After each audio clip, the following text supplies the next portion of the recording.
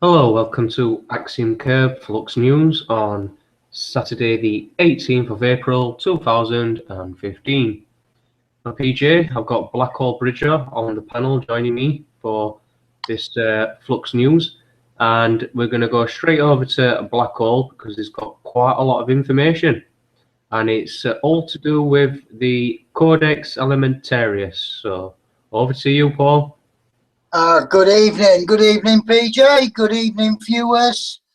And today's main title, Codex Alimentarius. It's only food, you know.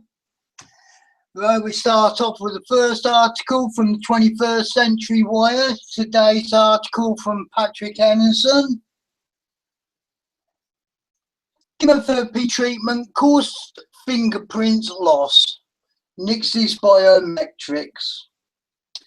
Fact: most cancer patients in the US actually die from chemotherapy, not from the cancer itself.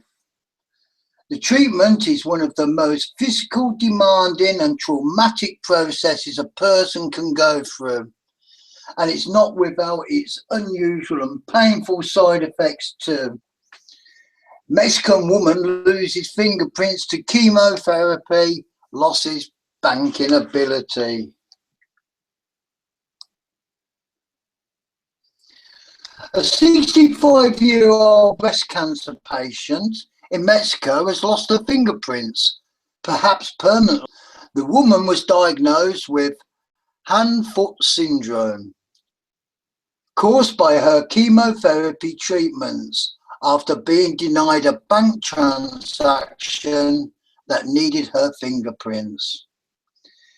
The patient is in the most advanced stage of breast cancer, and the disease has spread to her lungs. She had been undergoing chemo treatments for 3 months, causing her to develop hand-foot syndrome.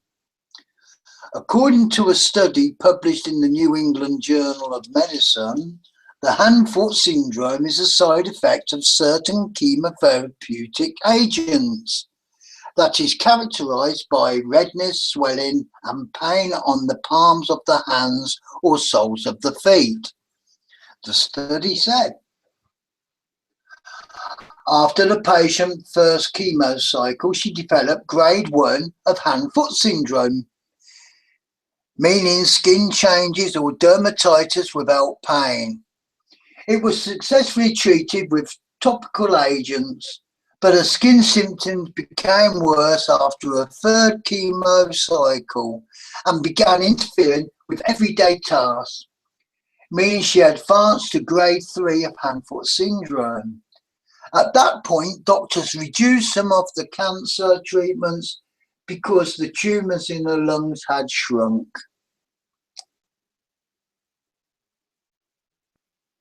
After the woman's fingerprints were unrecognisable, according to Dr. Yanin Chafagura and Dr. Enrique Soto Perez de Salas. The patient had no further acute toxic effects, but the fingerprints of her thumb, that's the panel B, and fingers, panel C, were erased. The study's authors of Dr. Yanin Chavagura and Dr. Enrique Soto Perez de Salas of the Instituto Nacional de Clínicas Médicas y Nutrición in Mexico City wrote, please forgive my pronunciations, hand-foot syndrome itself is a common adverse reaction to certain chemo drugs. In this case, a combination of gemcitabine and bevacizumab, according to the 2012 study published in the Oncologist Medical Journal. Hand-foot syndrome may occur within days or as long as 1 year after initiation of therapy. And it usually resolves spontaneously within a week or two after treatment ends. Its symptoms are usually not permanent. Usually not permanent. So does that mean Usually, it can be permanent? yeah, that means obviously it means if they're saying usually, it means the odd one or two, or depending on the rate, is permanent. Oh, pretty bad, eh? The National Cancer Institute classifies hand-foot syndrome, also called palmar-plantar every spit that one out. Ephrodysesthesia? Yeah, epidoxasphysia into three grades to describe its severity, with the third grade being ulcerative and dermatitis or skin changes, with accompanying pain interfering with activities of daily living. Loss of fingerprints is a rare complication of hand-foot syndrome. Dr. Stephanie Bernick, Chief of Surgical Oncology at Lenox Hill Hospital in New York City, told Health Day.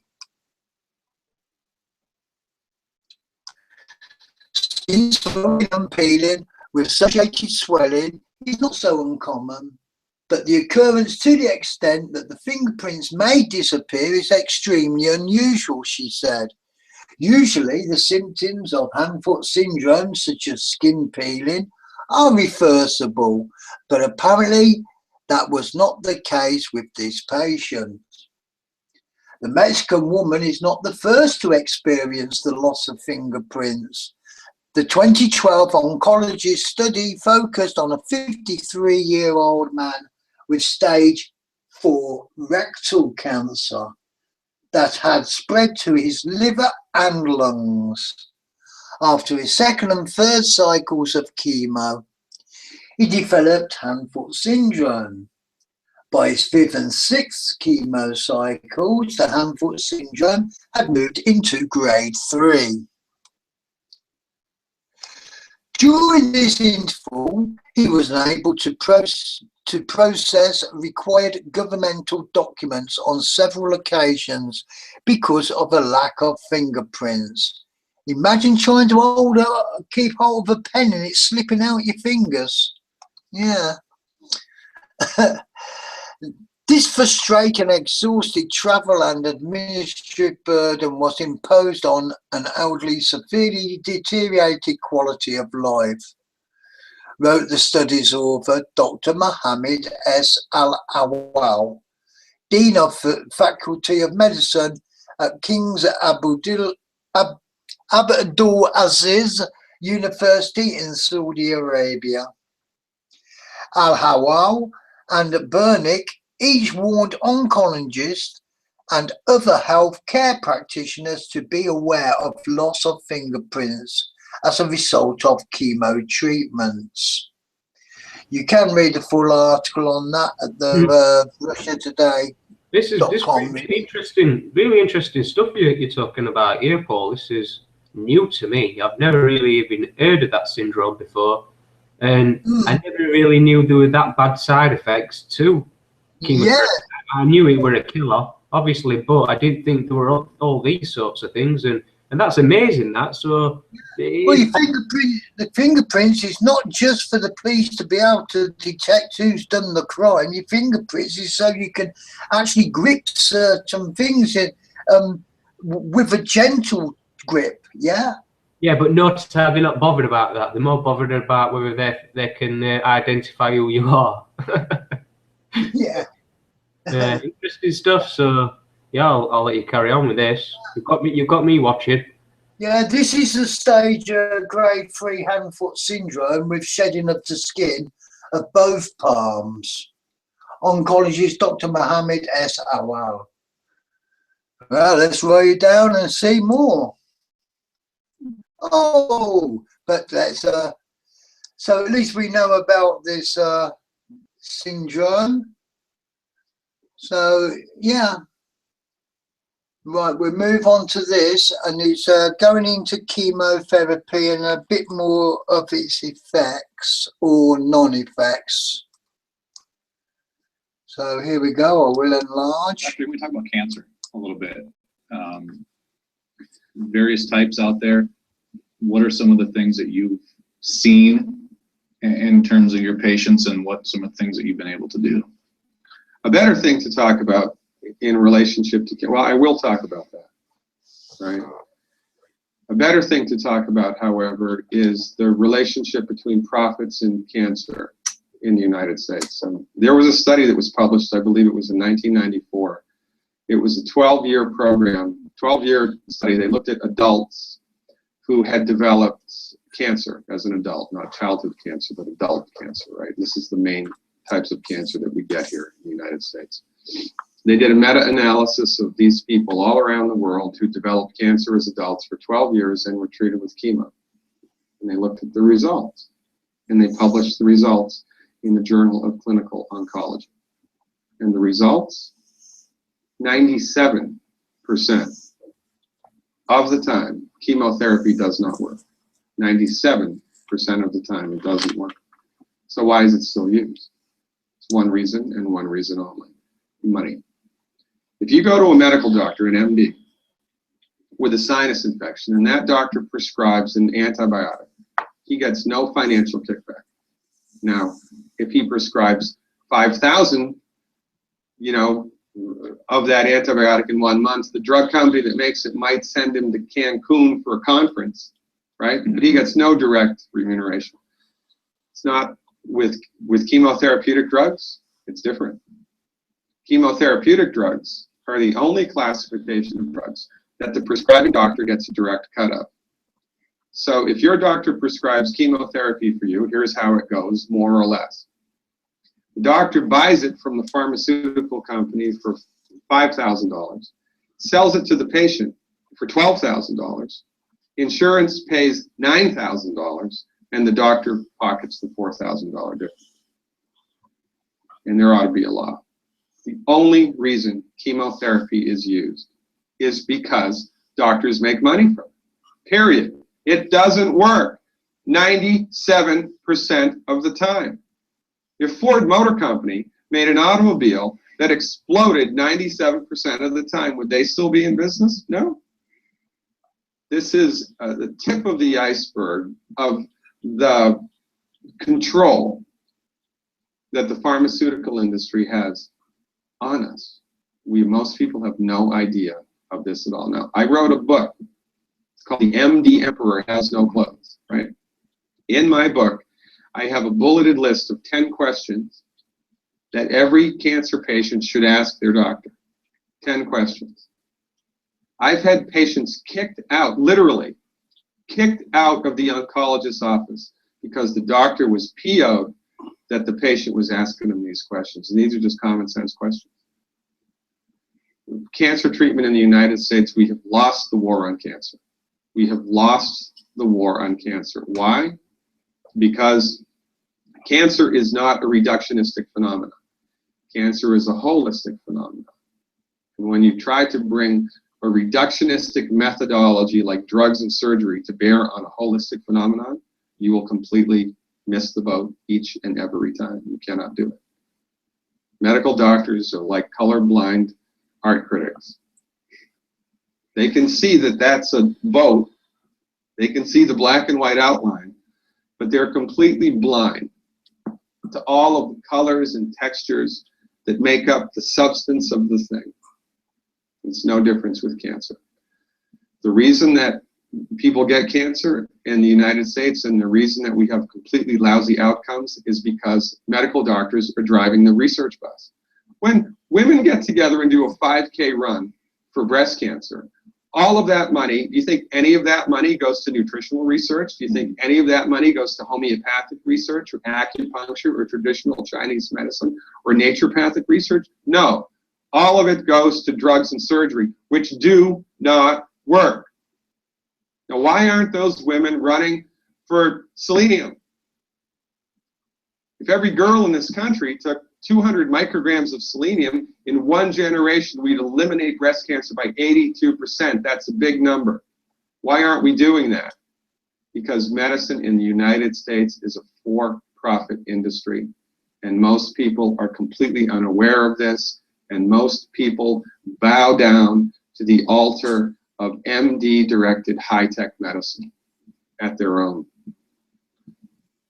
demise. Yeah, and this is the trouble when you get a revenue-driven industry, such as the pharmaceutical. That video there, Paul, says it all. Are you cutting this Flux News short for tonight? You're going to wrap it up in 15 minutes? You'll struggle to beat that video. Yeah, but basically that video says it all, does it not? It does, yeah. But I've got more deeper information on this, and we will go in complete circle on this and come back. You may be wondering why I'm veering off to one side, but yeah, we will get back to the substance of this. Right, do you suffer from it? Government labels healthy eating as the newest eating disorder. Well, everybody wants to look after the health. If they don't, then they've got a disorder, I should think. And they're trying to put it over that you've got a disorder because you are trying to look after your health. Now, does that make any sense to you, PJ? Well, my opinion on this, I know you're going to go into it, no doubt, but it's too much of one thing is bad, right? So I do agree with it in one sense. It's about, end of the day, it's about a balance. Do you know what I mean? People say bacteria is bad for you, you know, well, it's not. It's good for you and it's bad for you. Do you know what I mean? You need to get that balance. And exactly the meaning of a balanced diet. A balanced diet, yeah. So it's interesting. Yeah, so if you're working... Sorry, PJ, go ahead. Sorry, but I was saying it's interesting to see what we're going to present with this. I've got a good idea. So, yeah. So if you're working on a balanced diet, the government are now putting over you have a mental disorder, an eating disorder at that. It depends what you want to define as healthy. Anyway, we can deal with this. When does healthy eating become a disease? Do you consider healthy, clean eating to be a priority in your life? According to the psychiatric officials who want to add healthy eating to the extensive list of mental disorders, you have an eating disorder, orthorexia nervosa, to be specific. We first told you about this back in February of this year, when major news outlets began pushing the term orthorexia nervosa, non-stop in declaring healthy eating a mental disorder. The story, written by Jeffrey Jackson for Natural Society, received over 57,000 shares on Facebook and several million viewers who could not believe the reality of this piece. Unfortunately, for sane eaters who do place a priority on eating right, the story was entirely correct. And now we are seeing the emergence of orthorexia nervosa in the news once more. This time we are being told it's the newest eating disorder that we could all be suffering from. Because if you don't want to eat things like Monsanto's cancer-linked chemicals, artificial additives, and high fructose corn syrup, you must be crazy. The Daily Mail reports breaks down the latest declaration from psychiatric officials who are heavily pushing the orthorexia nervosa eating disorder. Some clinicians argue orthorexia nervosa should be recognised as a separate eating disorder and have proposed clinical DSM, that's a diagnostic status manual, diagnostic criteria. They note distinct pathological behaviours with orthorexia nervosa, including motivation for feeling of perfection, purity rather than weight loss, as they see with anorexia and bulimia. Why healthy eating may be the new eating disorder, raw food and paleo dieters at risk of a dangerous obsession with nutrition. Did you catch that last part? Those who eat raw food and paleo diets are at risk of dangerous obsession with nutrition. In other words, if you actually refuse to eat the standard American diet due to the realization that you're eating your way to the grave, then you're experiencing an eating disorder. Yeah, I can see where this is turning into, Paul. It's at the end of the day, the end goal is to try and get back to eating real foods. Now, you can't do that suddenly, of course, and I can see why they're trying to say it's some sort of mental disorder as well. Yeah, because they'd rather you eat their chemical-based muck, which is making you unhealthy. And I do believe it's all interwoven with Agenda 21. Yeah, exactly what I'm thinking. Yeah. Healthy eating is not a disease. There's a diet book here. We won't go into this video because it's far too long. I've got far too much information to put over on this as it is. As this is what, 26 minutes long. Follow the simple eating plan and help cut heart disease risk by the Mediterranean diet, a diet based on the diets eaten in countries bordering the Mediterranean Sea, may be the key to preventing heart disease, according to numerous studies on the subject. While most healthy diets, Mediterranean diet cuts heart disease risk in half. A closer look. The Mediterranean diet has been realised as the ideal diet for heart health and long life. But it wasn't until now the researchers calculated just how much of a heart disease risk dropper it really is. By taking a closer look at that, officials declare eating healthy a medical disorder, natural society. Experts are claiming that our desire and demand for nutrient-dense, healthful food is a mental disorder that must be treated. Healthy eating is toxic. How can healthy eating be toxic? What are they going to say next, Paul? They're going to say any eating's toxic. yeah, and that they want you to live on fresh air, which they may make you wear a mask that's got a meter on it, so they can charge you for each so much air. The cure to all cures is not to eat. 17 foods that fight disease, health.com. These nutrient-packed foods can help ward off ailments ranging from heart disease to the common cold. The New Whole Foods Encyclopedia by Rebecca Woods.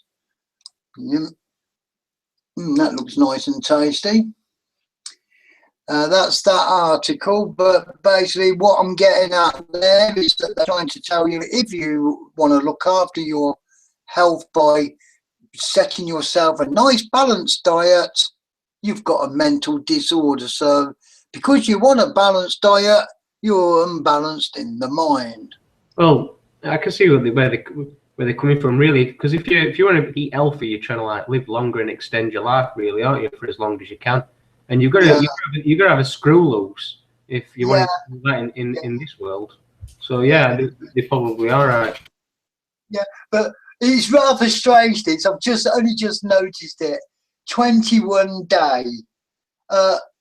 It's not Agenda 21 day. This is supposed to be a good book for you, by the way. So I'll go on to the next article, and it's about raw foods. Yeah, and this is a Daily Mail article, Mail Online. Why healthy eating may be the new eating disorder. Raw food and paleo dieters at risk of a dangerous obsession with nutrition. Orthorexia nervosa is the term coined for the health food eating disorder. Sufferers may be plunged into gloom by eating a piece of bread.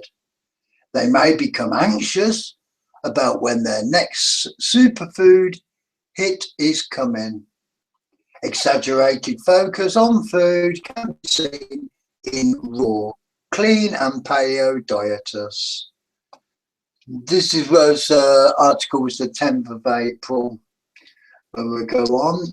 Orthorexia nervosa, the health food eating disorder, gets its name from the Greek word ortho, meaning straight, proper or correct. This exaggerated focus on food can be seen today in some people who follow lifestyle movements such as raw, clean and paleo.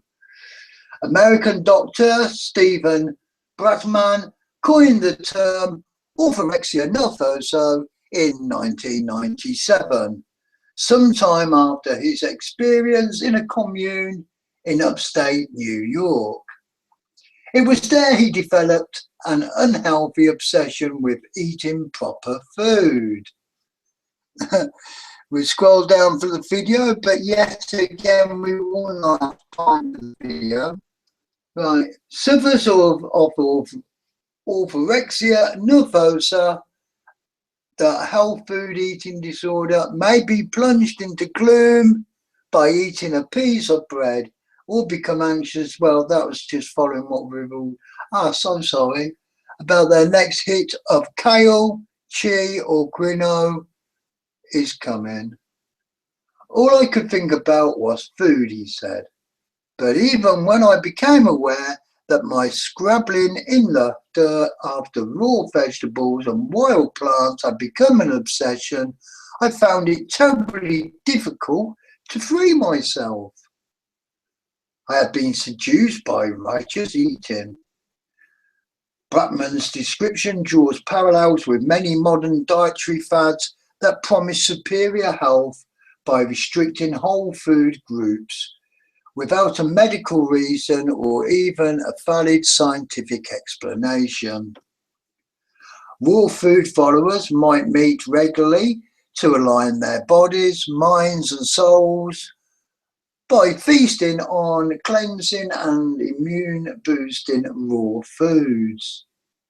Such foods are never heated above 44 degrees centigrade, so all the living enzymes in the food remain intact. No gluten, dairy or sugar is allowed.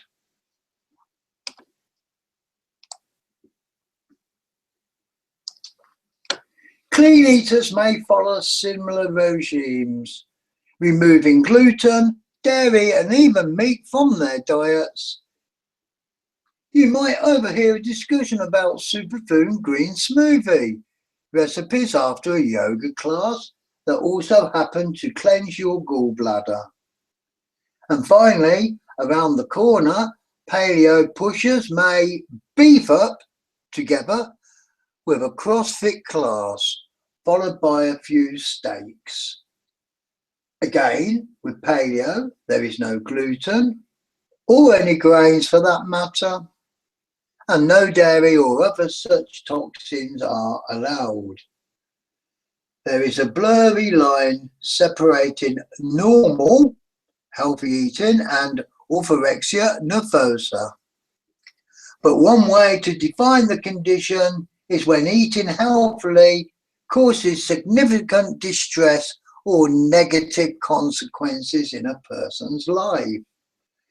They may be plunged into gloom by eating a piece of bread, become anxious about when their next kale, chia or quinoa hit is coming, or eat only at home, where superfood intake can be tightly controlled.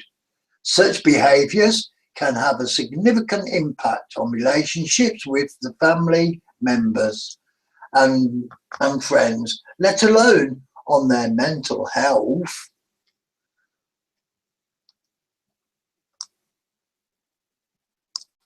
Orthorexia nervosa is not a clinically recognized eating disorder, but researchers have developed and tested questionnaires in various populations to get an idea of its prevalence.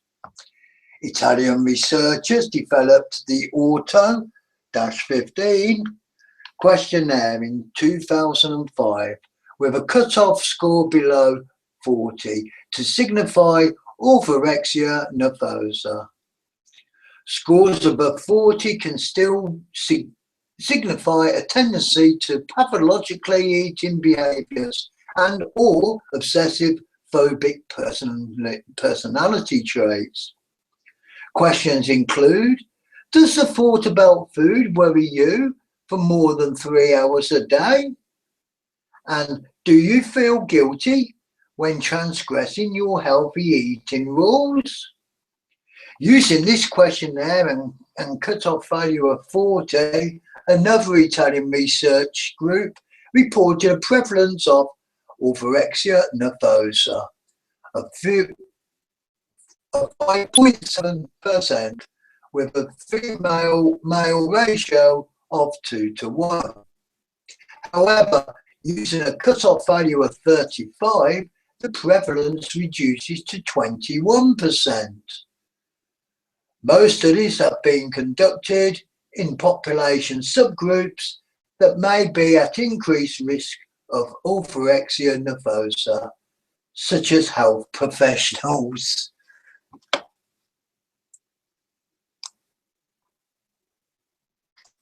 Again, using the Auto-15 and the cut-off value of 40, the prevalence of the orthorexia nervosa in Turkish medical doctors was 45.5%.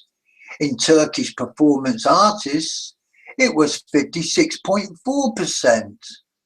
That's 81.8% in opera singers to 32.1% in ballet dancers. And in Ashtanga yoga teachers in Spain, 86%. Using another questionnaire, the Bratman test, 12.8% of Austrian dietitians were classified as having orthorexia. Oh, they're picking on the dietitians. You can test your own tendencies towards orthorexia nervosa using this Bratman's test here and access support services via the National Eating Disorders Collaboration page and Body Matters Australasia. Or do you think we need to give it a phone? Do you know what you're just discussing this, Paul? Am I able to just put something up on screen here? Yeah, certainly. Go ahead, my friend. All right. Well, what it is, it's a couple of old podcasts that are on YouTube for Axiom community, and here they are. These two that I'm just pointing out. It's 2 parts, part 1 and 2. First one's 7 toxins consumed daily, and part 2 is the 7 superfoods. So this is what me and a guy called Bok, we did quite a while back now, and we must be mentally unwell. Yeah, it must be, and I've got nothing showing this end. Oh, have you not? No. All right. Well, it's here anyway. For anybody, for any viewers that are wanting to listen to more on these two, which were pretty good, then there they are. They're the ones that you need to look for. Okay, Paul, that's all I wanted to put up. I'll pass it back over to you now. Okay. A paleo diet eliminates any processed foods, dairy, grains and sugars, instead focusing on protein, fibre and vegetables. This takes you into the paleo diet inside a controversial food trend, but we just have not got the time for that. Orthorexia nervosa is not listed in the American Psychiatric Association's Diagnostic and Statistical Manual. That's the DSM-5 now, which psychologists and psychiatrists use to diagnose mental disorders. DSM-5 currently lists anorexia nervosa, bulimia nervosa, binge eating disorder, other specified feeding or eating disorder, and unspecified feeding or eating disorder.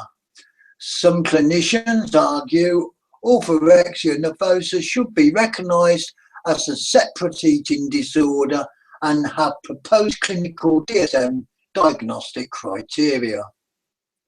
They note distinct pathological behaviours with orthorexia nervosa, including a motivation for feelings of perfection or purity rather than weight loss, as they see with anorexia and bulimia. Others disagree and argue that it falls in current eating disorder or other mental disorder categories. As Bratman explains in 2010, at times, but not at all times, orthorexia seems to have elements of obsessive compulsive disorder. It may also have elements of standard anorexia, but it is often not very much like typical OCD. That's an obsessive compulsive disorder or typical anorexia. It's clear that more research is needed on orthorexia nervosa, including its diagnosis and potential DSM listing as an independent eating disorder. It is also important to consider that people can move between mental disorder classifications. How appropriate, eh? Sometimes labels may not be as important as providing solutions to patients. Would that be chemical solutions, do you think, PJ? It's a sure possibility. Patients with disordered eating, such as cognitive behavioural therapy. As a nutritionist and a recovered sufferer of bulimia, I leave you with some advice. Don't trust all devoted kale consumers, including health professionals and celebrities, if their advice isn't based on scientific evidence.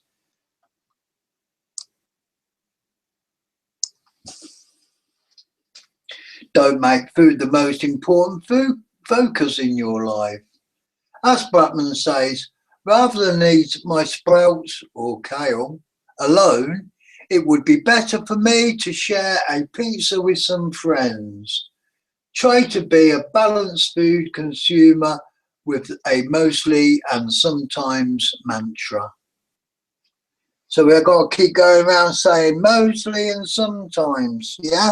Keep repeating it. Mostly and sometimes, PJ. Yeah, Right. just sometimes.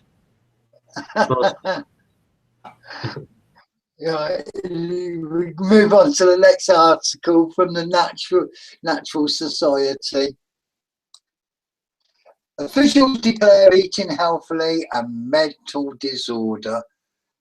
Could we all really be mentally ill?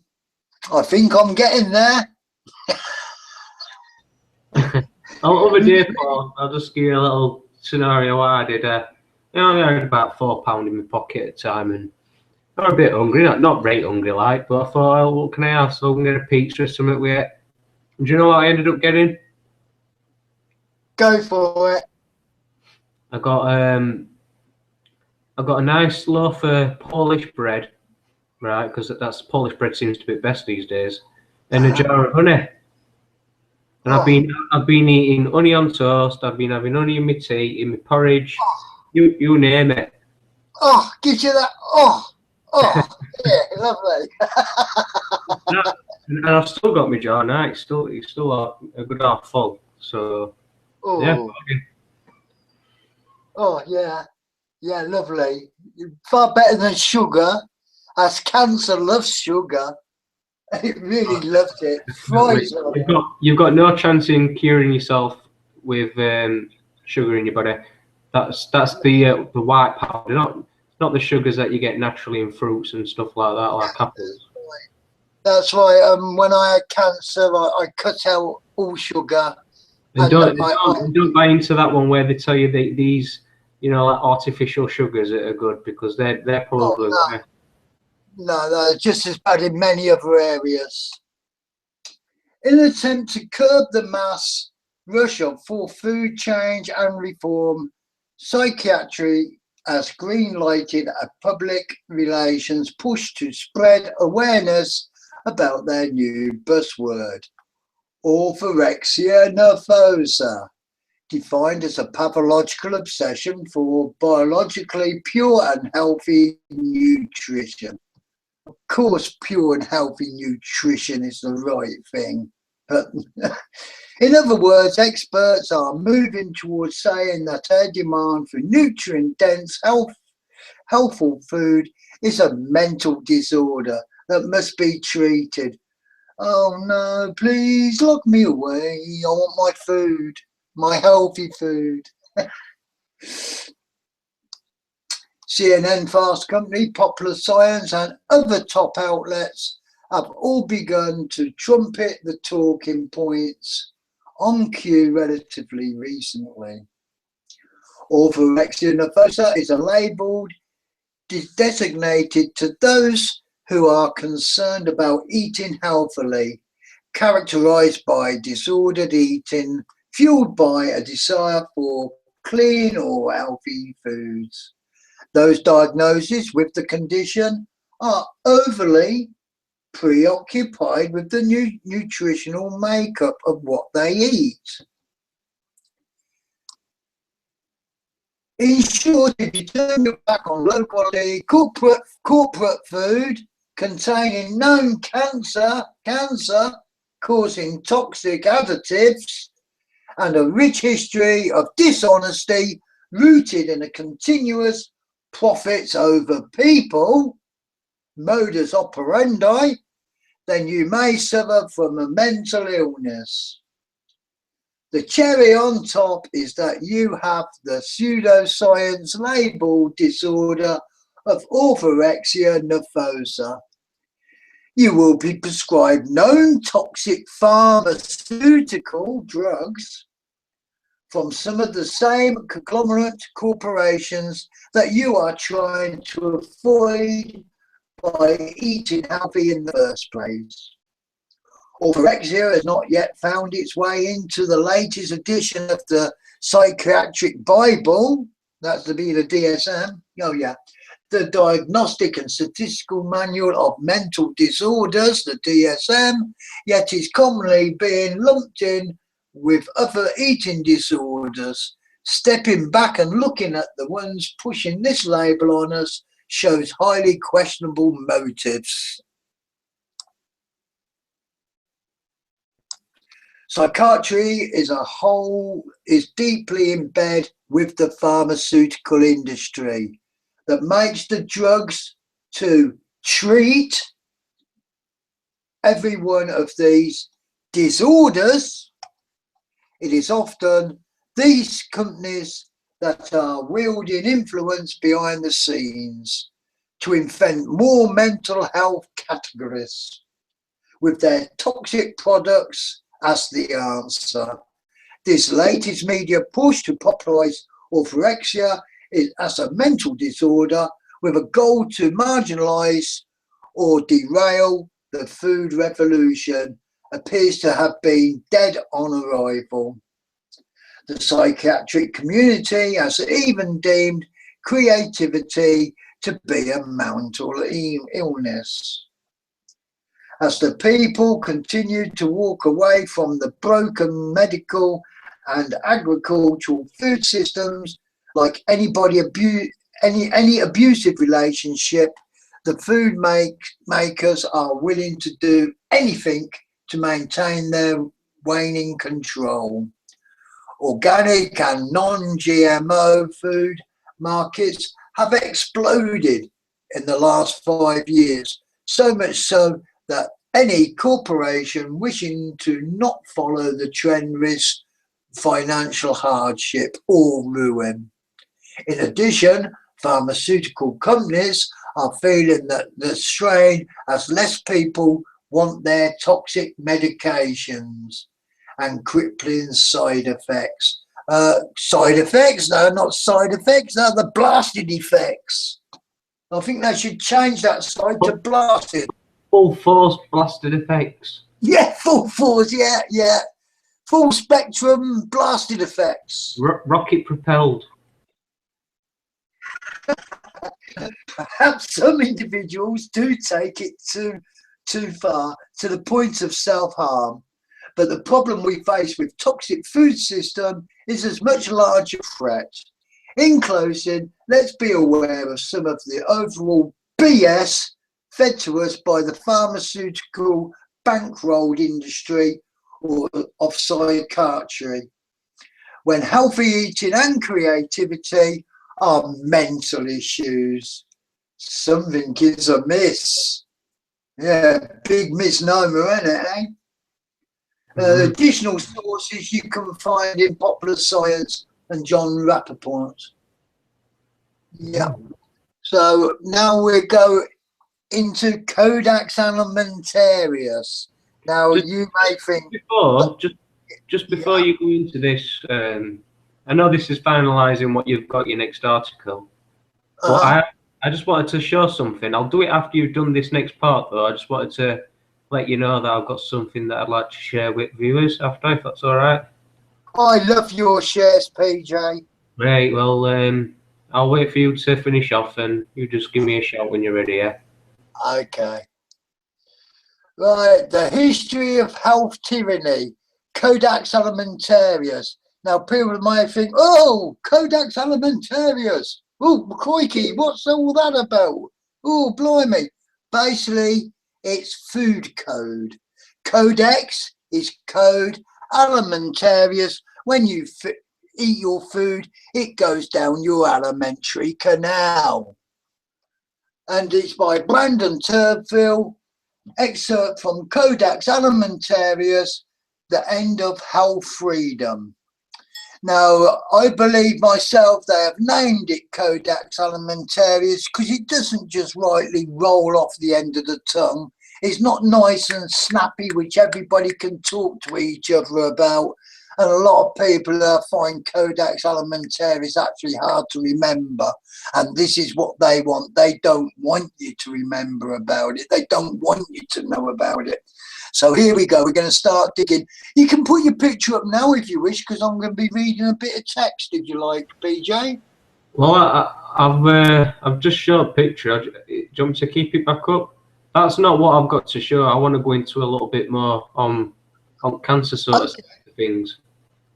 Okay, well, I'll take a breather halfway through this and I'll do what it's about. Right, no worries. Okay. Well, Brandon Turville is an author of Mullins, South Carolina. He has a bachelor's degree from Francis Marion University, where he earned the PD Electrical Scholars Award as an undergraduate. He has numerous articles published dealing with a wide variety of subjects, including health, economics, and civil liberties.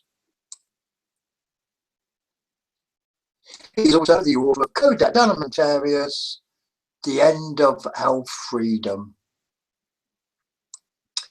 So now, this is part one, Codex Alimentarius. This was put out in November the 17th of 2010. Now, this is the World Health Organization's logo.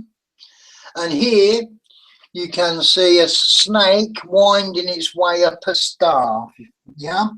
Now, this is the rod of Acceptus, and it is frequently confused with the staff of Hermes, which is called the caduceus. The caduceus is a double entwined snake. So the double entwined snake represents goodness, health, and good well-being, whereas the single snake, well, it doesn't have any wings. The single one doesn't have wings either. Yeah, that's right. Yeah. So what are they representing? the World Health Organization. They're putting themselves over as something good, yet it's also the World Health Organization that's bringing in a lot. Symbol for health and medical, so everybody sees it. Not many people pay attention to what it really means, but So wrong work there for viewers. Yeah, I think people really do need to get up with their symbology and really look into symbology, because most people think, well, what's symbology? It's just a picture. You'll see it day in, day out. No, there's far more meaning behind symbology. And yeah, it doesn't start with Moses either. no, yeah. Anyway, I'll continue with but it's very worth listening in, because you will learn a lot from this. Contrary to popular belief, Codex Alimentarius is neither a law nor a policy. It is in fact a functioning body, a commission created by the Food and Agricultural Organization and the World Health Organization, under the direction of the United Nations. The confusion in this regard is largely due to statements made by many critics referring to the implementation of Codex Alimentarius as if it were legislation waiting to come into effect. A more accurate phrase would be the implementation of Codex Alimentarius guidelines, as it would more adequately describe the situation. Codex is merely another tool in its chest of an elite group of individuals whose goal is to create a one world government in which they wield complete control. Power over the food supply is essential in order to achieve this. As will be discussed later, Codex Alimentarius will be implemented, whether guidelines are established and national governments begin to arrange their domestic laws in accordance with the standards set by the organisation. The existence of Codex Alimentarius as a policy-making body has roots going back over 100 years. The name itself, Codex Alimentarius, is Latin for food code, and directly descended from the Codex Alimentarius Austriacus, a set of standards and descriptions of a variety of foods in the Austro-Hungarian Empire between 1897 and 1911. This set of standards was the brainchild of both the food industry and academia, and was used by the courts in order to determine food identity in a legal fashion. Even as far back as 1897, nations were being pushed towards harmonisation of national laws into an international set of standards that would reduce the barriers to trade created by differences in national laws. My note on this is, you find when they want to start doing harmonisation, you normally find harmonisation is normally pushed down to the lowest common denominator, not to bring it up in standard, but always bring it down to the lowest common denominator. As the Codex Alimentarius Austriacus gained steam in its localised area, the idea of having a single set of standards for all of Europe began to pick up steam as well. From 1954 to 1958, Austria successfully pursued the creation of the Codex Alimentarius Europaeus, the European Codex Alimentarius. Almost immediately, the UN directed FAO, which is the Food and Agricultural Organization, sprang into action when the FAO Regional Conference for Europe expressed a desire for a global international set of standards for food. The FAO Regional Conference then sent a proposal up the chain of command to the FAO itself with the suggestion to create a joint FAO/WHO, that's Food and Agricultural Organization, with the World Health Organization program dealing with food standards. The very next year, the Codex Alimentarius Europaeus adopted a resolution that its work on food standards be taken over by the FAO, the Food and Agricultural Organization. In 1961, it was decided by the WHO, Codex Alimentarius Europaeus, Organization for Economic Cooperation and Development, the OECD, and the Food and Agricultural Organization Conference to create an international food standards program known as the Codex Alimentarius. In 1963, as a result of the resolutions passed by these organizations 2 years earlier, Codex Alimentarius was officially created. Although created under the auspices of the FAO, the Food and Agricultural Organization, and the World Health Organization, WHO, there is some controversy regarding individuals who may or may not have participated in the establishment of Codex. Many anti-Codex organizations have asserted that Nazi war criminals Fritz Termeer and Hermann Schmitz, in particular, were principal architects of the organization.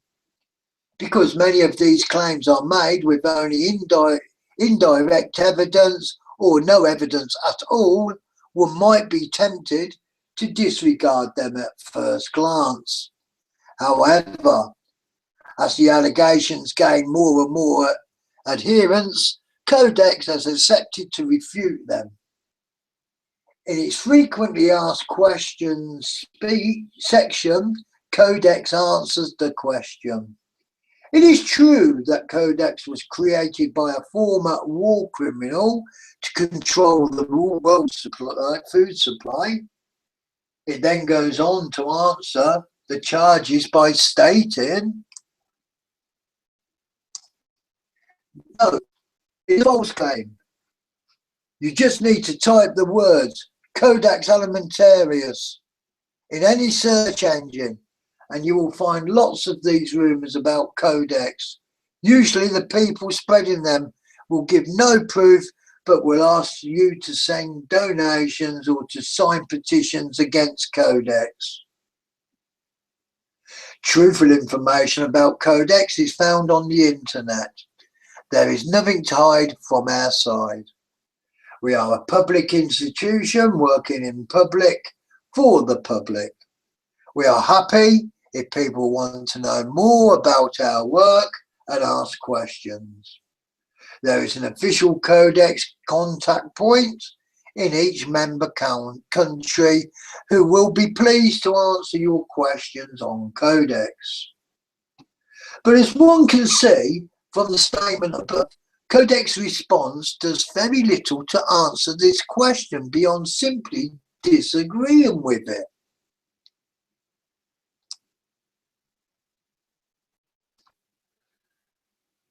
While it is true that many individuals who make this claim provide little evidence for it, the presentation of the information does not necessarily negate its truthfulness. In fact, Codex offers its own website as a source for accurate information. Surprise, surprise. about the organisation. Yet, beyond the FAO section, the FAQ section, there is nothing to be found that is relevant to the war criminal allegations. Furthermore, Codex Alimentarius net website is virtually indecipherable, almost to the point of being completely useless. In the end, this response raises more questions than it answers. This is because Codex, if it wanted, could put these rumours to rest by simply posting a list of the individuals and organisations that funded or played an integral role in its creation. However, it does nothing of the sort.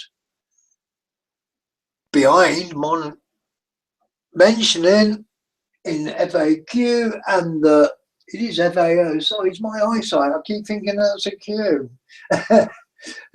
Yeah, Food and Agricultural Organization and the World Health Organization, we are completely unaware of who or how many other individuals and organizations participated in the creation of Codex Alimentarius. The war criminal claims centre around the chemical conglomerate known as IG Farben. IG Farben was made up of several German chemical firms, including BASF, Bayer, Holz, and AGFA, and that merged together. It was essentially the manufacturing wing of the Third Reich and was the engine behind the Nazi war machine. The company provided the vast majority of explosive and synthetic gasoline used for the military conquest and murder of millions. It also manufactured the now infamous Cyclone B gas. That was what was purported to have been used in the gas chambers of the Holocaust, the gassing of the Jews, used in the gas chambers. Not only that, but it was influential in the conducting of experiments on concentration camp victims. Indeed, camp victims were often purchased outright at the behest of the company for the express purpose of testing by several different branches of the company, particularly Bayer and Holz.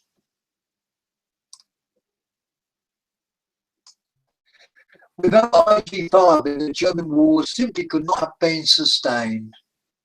During the Nuremberg war trials, the tribunal convicted 24 board members and executives of the company and dissolved it into several different daughter companies, namely BASF, Holz, later be known as Aventis, and Bayer by 1951. Virtually all 24 of these executives were released, including Fritz Thermayer and Hermann Schmitz. Thermayer had been a member of the IG Farben Executive Committee from 1926 to 1945, and also a member of the Working Committee and the Technical Committee, as well as the director of the infamous Section 2. He was also, infamous Section 2.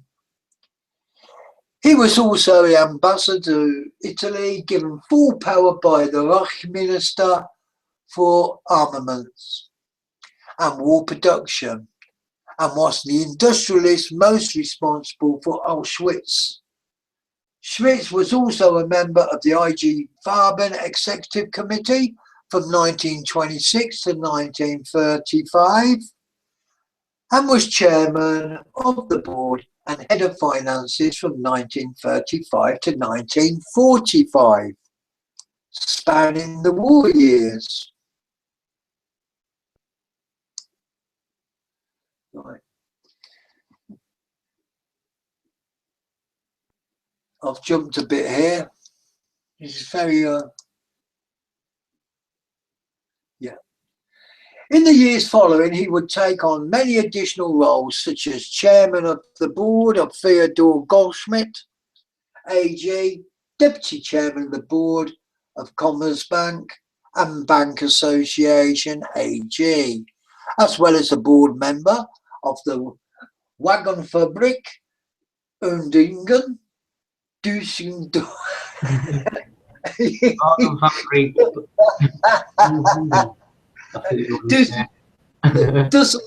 Düsseldorfer Wagenfabrik AG, the Bank Association of West Germany, and United Industrial Enterprise AG. I like those words better.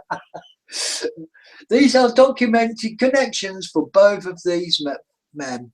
Indeed, Tamiya's connections to the pharmaceutical firm Bayer earned him a foundation named in his honour, the Fritz Tamiya Foundation. For all of this, however, this writer could not confirm that either Tamiya or Schmitz had direct connections to the creation of Codex Alimentarius. However, Codex has nothing to dispel the allegations besides simply disagreeing with them, and the connections are not at all implausible. Codex is very secretive about its beginnings, as evidenced on its website, where it only states that it was created at the behest of the Food Agricultural Organization and the World Health Organization. It is highly unlikely that such an organization would be created without the assistance, input, and even funding of privately owned international corporations. Thanks to both the anti-Codex community and Codex Alimentarius itself, there is no evidence, again at least to this author, that documents which individuals or corporations were involved in this establishment. However, there are other ties that lend more credence to the belief that war criminals played a role in the creation of Codex. This is just notes of different sources, such as Scott Tibbs here. He is the president of the consul, the legal counsel of the Health Federation, the National Health Federation, that is. He's written quite a few books actually on it, so it's good work. So all this is relevant source material. I'll go past this. Right. Did you want to show your bit now before I start part 2, PJ? Yeah, if you won't mind. It's just going back over onto, cancer sort of thing, and I just wanted to share this with you. It's telomere, or pronounced telomere, from the Greek telos meaning end and meros meaning part. Let's make it a bit larger if I can. So here we go. You can see this, Paul. No, nothing come on my end. All right. Telomeres are the caps at the end of each strand of DNA that protects our chromosomes, like the plastic tips at the end of shoelaces. Without the coating, shoelaces become frayed until they can no longer do their job. Just as without telomeres, DNA strands become damaged and our cells can't do their job. So here's a graph here. Telomeres protect the vital information in our DNA. So as cells divide over time, telomeres shorten and eventually cell division stops. DNA makes up all of the cells in our body. It is the genetic material that makes up who we are. And every organ in our body, skin, liver, heart, etc., is made up of cells. So telomeres are vital to our health.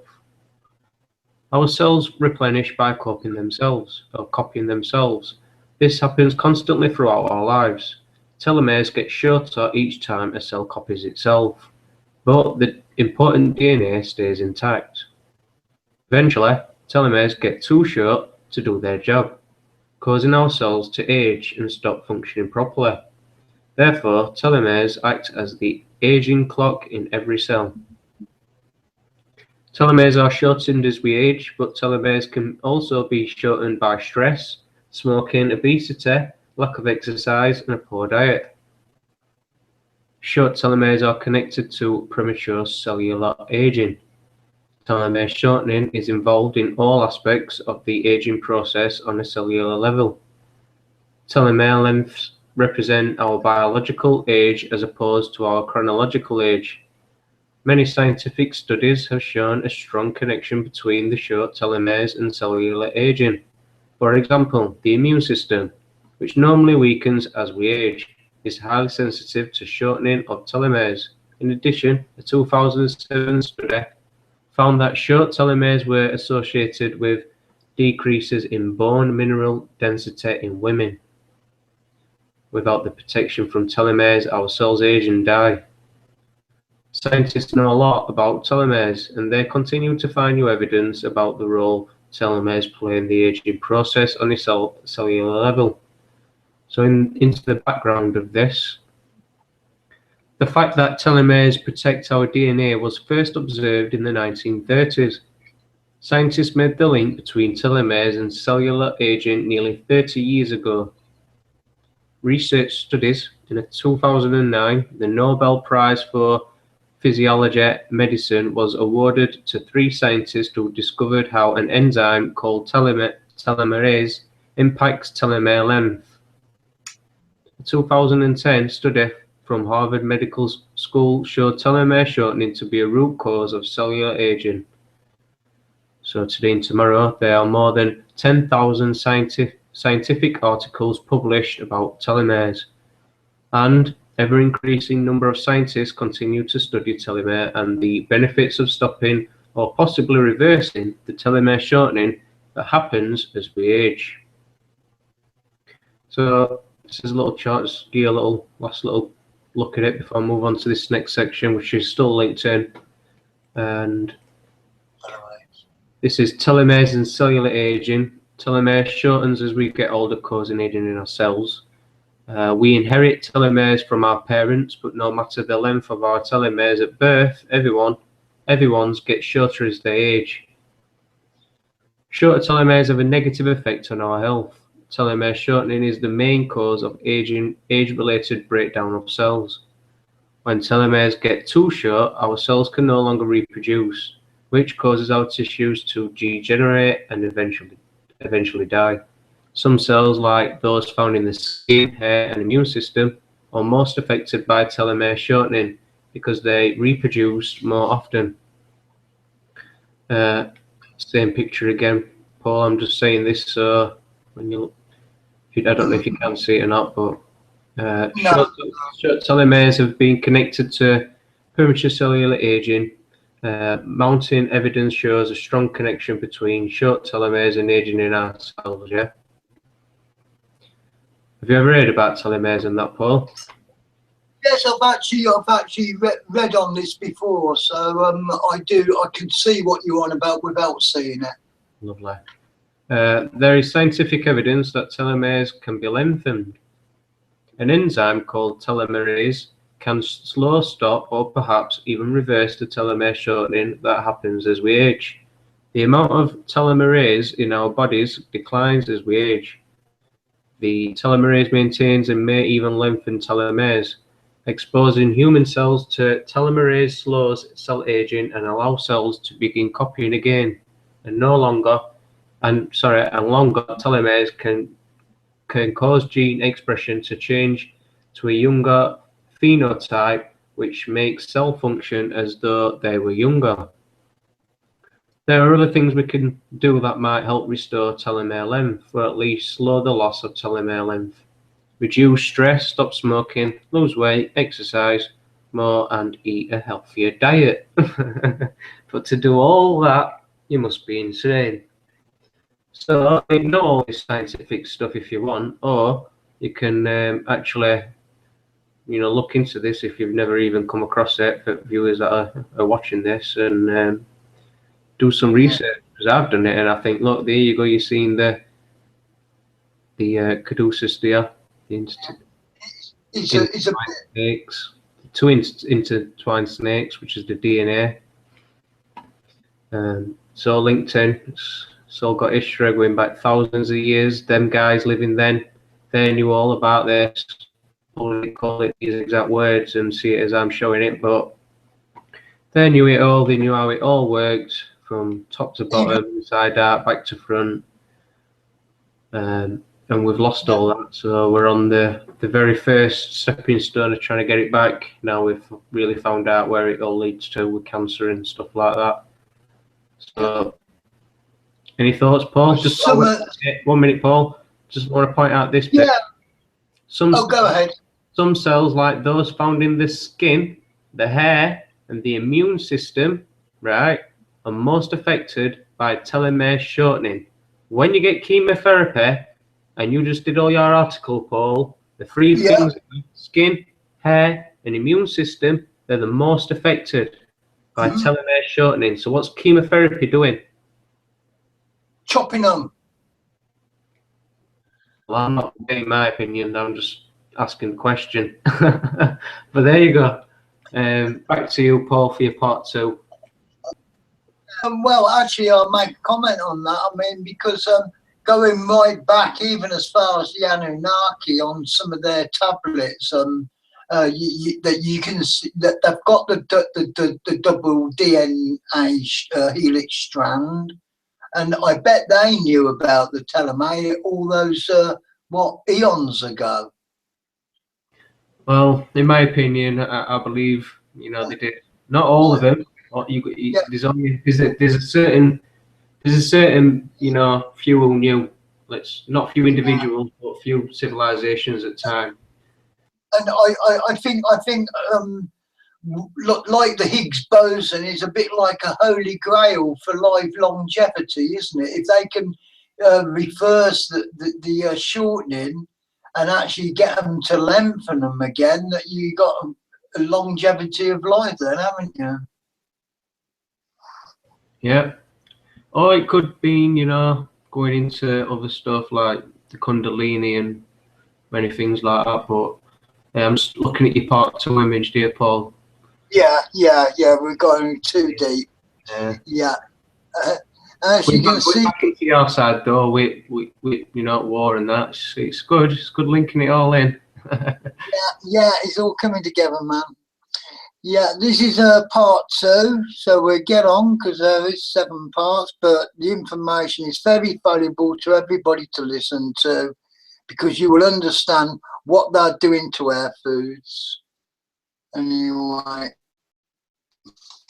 the Health Commission, Codex Alimentarius, subsequent legislation to come from it has provable roots to Nazism, communism, eugenics, one world government initiatives. Let's put forth a few of the names and the philosophies of the tyrants responsible for this proposed global health tyranny.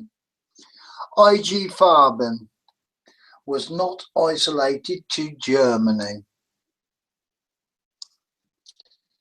Bayer, BASF and other companies, IG Farben was also welded into Shell Oil of Britain and Standard Oil and DuPont of the United States, which are big petro companies, and petrochemicals are used to make the pharmaceuticals. So it all links in here.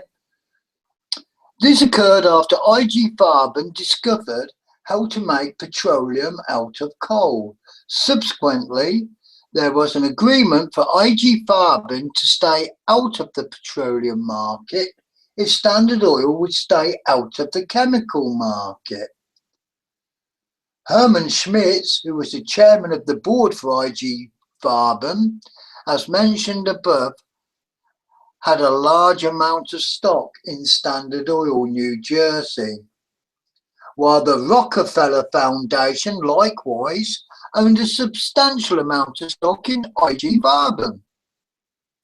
So much stock that when IG Farben's holdings were completely sold off in 1962, the Rockefellers were the dominant holders involved in the transactions. This is significant because the Rockefeller Foundation and the Rockefeller family in general were major supporters not just of the Nazi regime and eugenics, but the creation of the United Nations. This is where the United Nations is coming from, which is also, United Nations is the bully boys of the World Health Organization. Indeed, in the connections between the Rockefellers and the atrocities of the Nazi Germany, Communist Russia and Communist China are so plentiful as to preclude them from being dealt with in much detail in this article.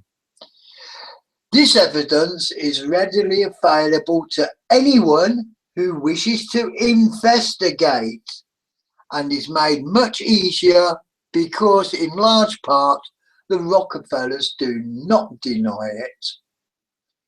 In addition to open support for eugenics, the Rockefellers are also committed globalists, again a philosophy which is readily admitted.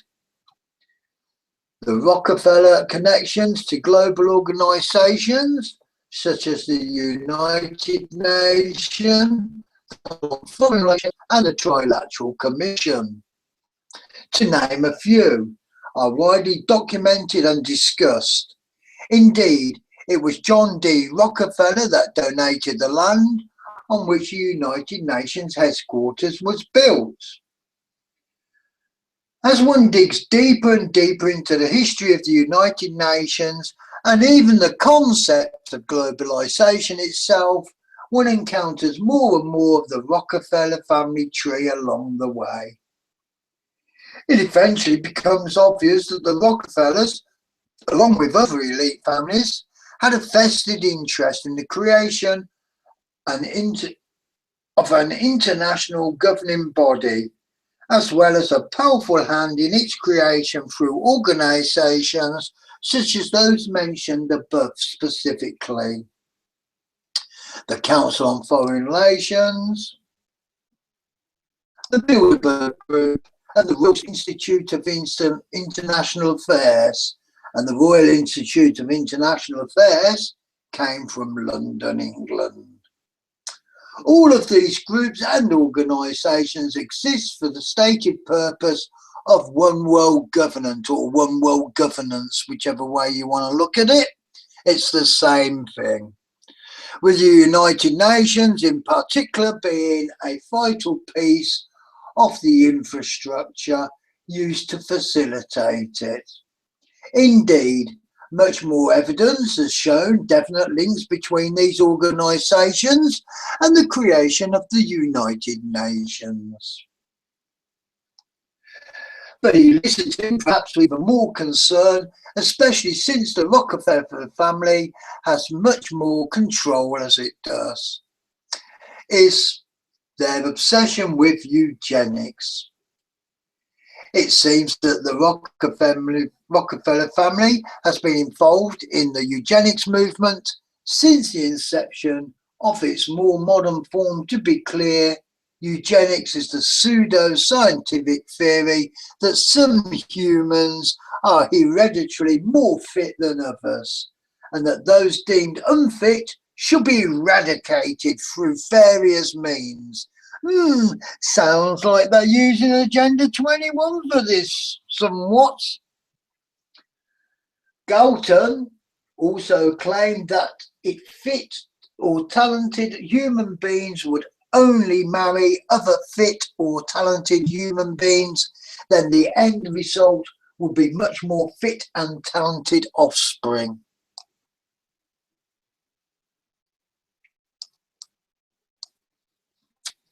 Have I gone too far here? I believe I have. I should have my professional license on this soon. Galton, oh yes, here we go. At the same time, Darwin and Galton's theories were being considered. The idea of heredity was being given more attention as well. Yet in just a few years, what were mainly just bizarre theories came to be not only accepted but turned into a mass movement of eugenics that resulted in forced sterilizations, abortions, euthanasia, and even infanticide. Infanticide with the United States. This was years before these practices were introduced in Germany. In fact, it was the United States Hitler took as a model for his own plan to eliminate unfits.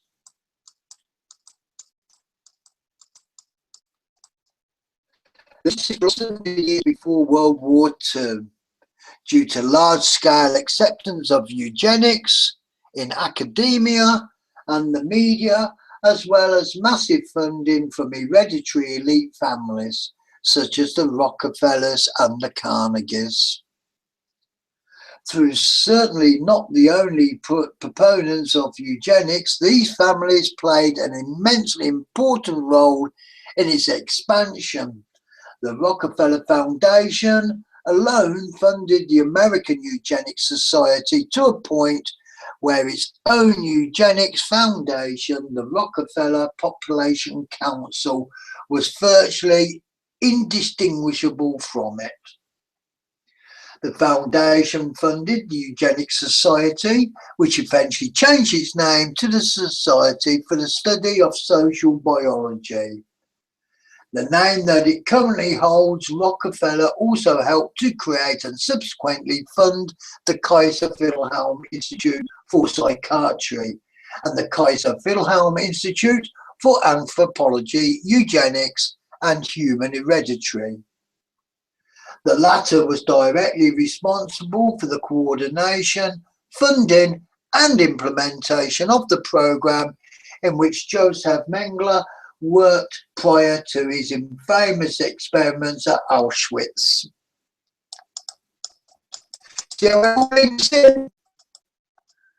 Indeed, many of the experiments themselves were funded by the Rockefeller Foundation via the Kaiser Wilhelm Institute for Anthropology, Eugenics and Human Hereditary.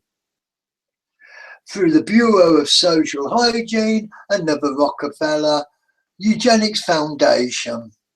John D. Rockefeller also anonymously funded the notorious racist eugenicist and abortion pioneer Margaret Sanger's American Birth Control League, Birth Control Clinical Research Bureau, and Planned Parenthood of America. Sanger was the initiator of the Negro Project and concerted effort to eliminate the black race. In a 1939 letter to Clarence Gamble, she wrote, "We do not want word to go out that we want to exterminate the Negro population, and the minister is the man who can straighten out that idea if it ever occurs to their more rebellious members."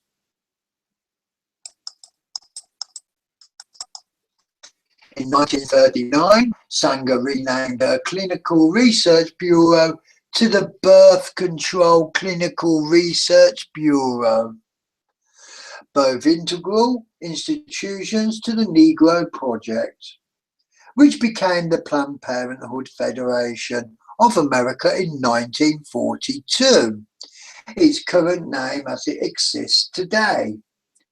Considering the many connections of the Rockefellers to the United Nations and their role in its creation, it would seem logical that the two would share ideals, indeed population control and reduction is one of the main concerns of the United Nations, as they fund and operate a variety of different organisations under the UN umbrella to serve just that purpose, most notably United Nations Population Fund.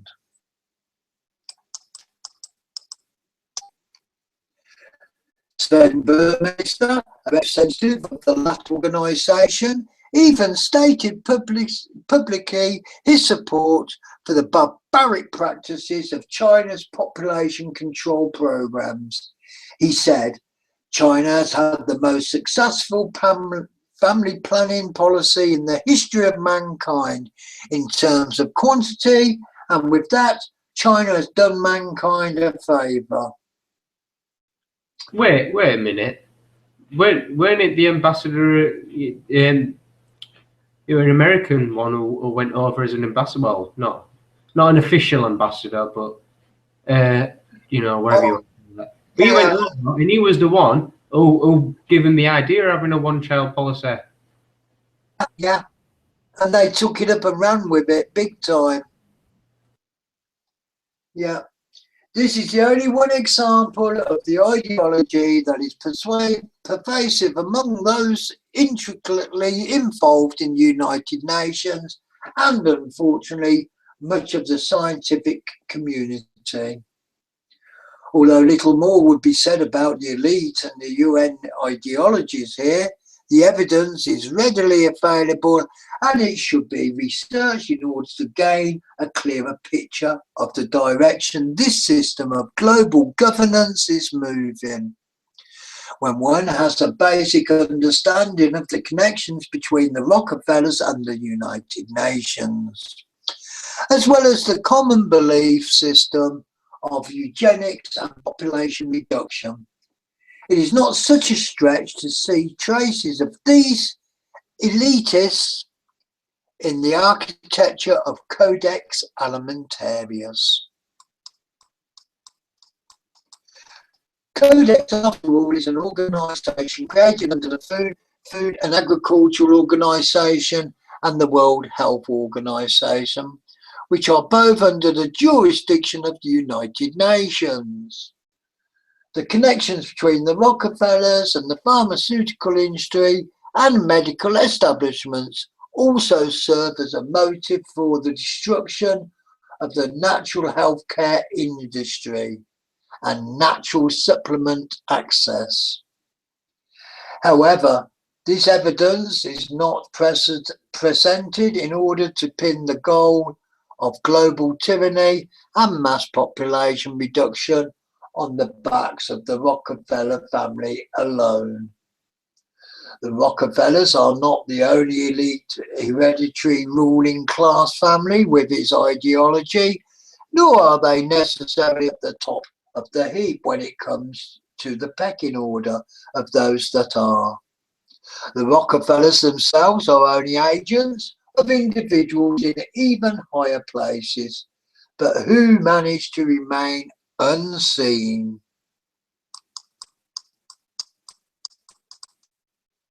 The collection Codex should not be ignored because in this case, as in many others, history predicts the future.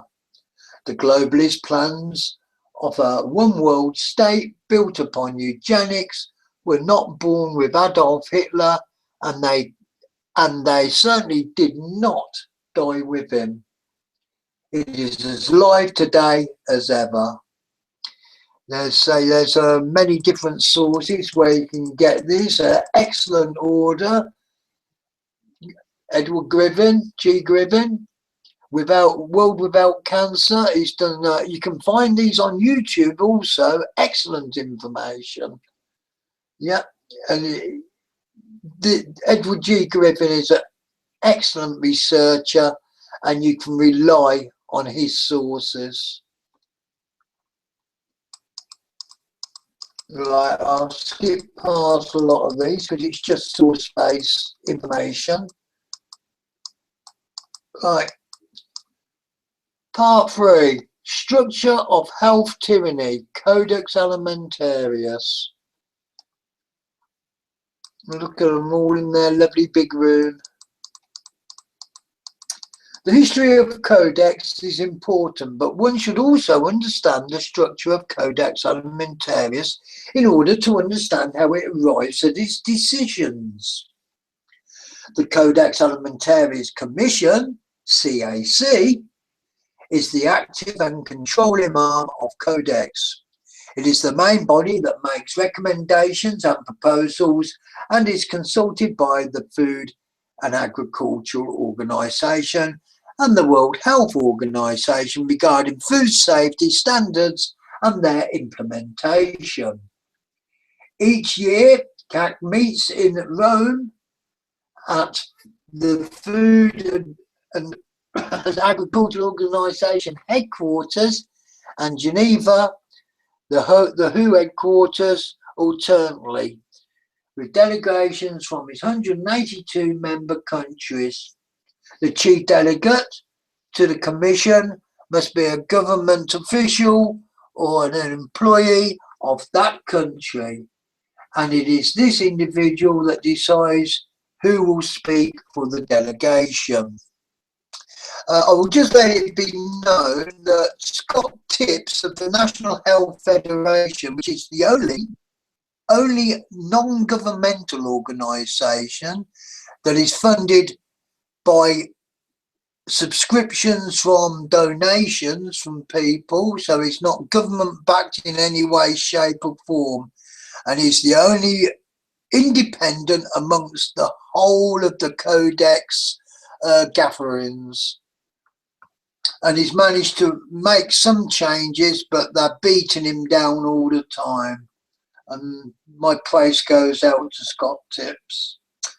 Anyway, each year, no votes are taken at these meetings as consensus. No voting is the method of decision making. While the idea of consensus may seem reassuring, it is important to note that the chairman of the Codex Committee can prevent a delegate from even being heard, which has happened with Scott Tipps on many occasions. And Scott Tipps is speaking for us, the people. Anyway, being heard at the meeting. If he is unhappy with the opposition, he can simply declare that there is none, and then that a consensus has been reached. This has occurred on numerous occasions, at least in the Codex Committee on Nutrition and Foods for Special Dietary Uses. As I say, it's been used many times on Scott Tipps. If you can get onto the National Health Federation, they do their own magazines and everything, well worth read, because it's the food that you rely on that these people are damaging. In some cases, this has even taken the form of the chairman cutting off the microphone or dissenting delegates. An example of this is provided by Ingrid Frasson, the head of the National Health Federation delegation to the Codex Committee on Nutrition and Foods for Special Dietary Uses. Frasson states, one of the more interesting discussions that took place during the committee meetings had to do with fatty acids on infant formula for special needs. The Japanese delegate questions why the proposed level of anhydronic acid in the infant formula was set to be no less than the levels of DHA. He pointed out that there is exceedingly little anhydronic acid in the breast milk of Japanese mothers and opposed the addition of anhydronic acid in the formula, as the proposed formula would force Japanese children to consume levels of anhydronic acid that are foreign to their race and culture.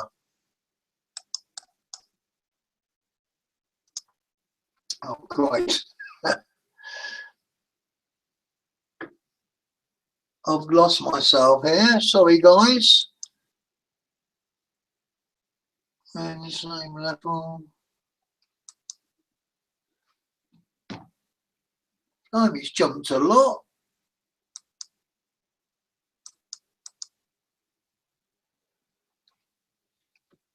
Sorry about this, ladies and gentlemen.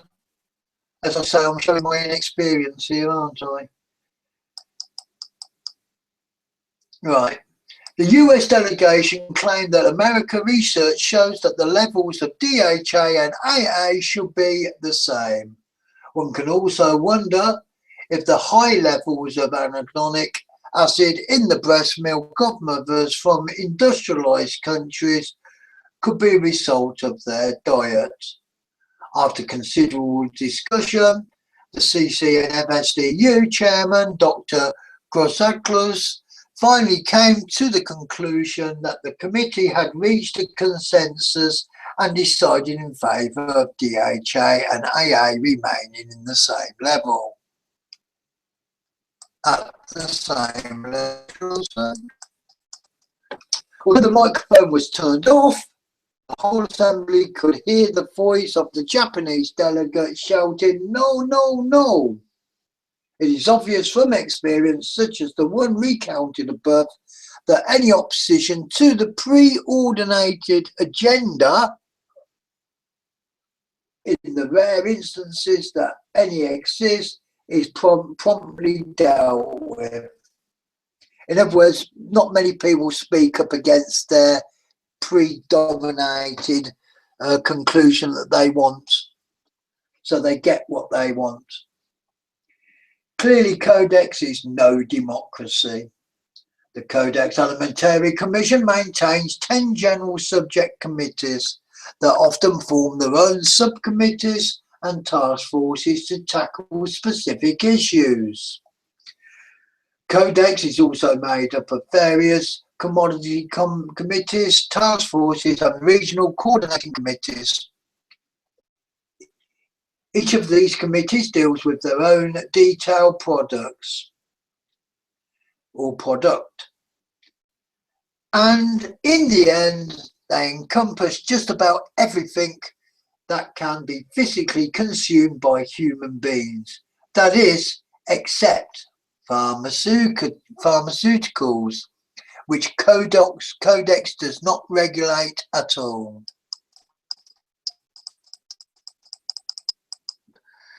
Each works under the direction of the Codex Alimentarius Commission, to which they report, and who ultimately approves the work of the committees. Likewise, they all work under the method of consensus, with no votes taken to determine the final policy.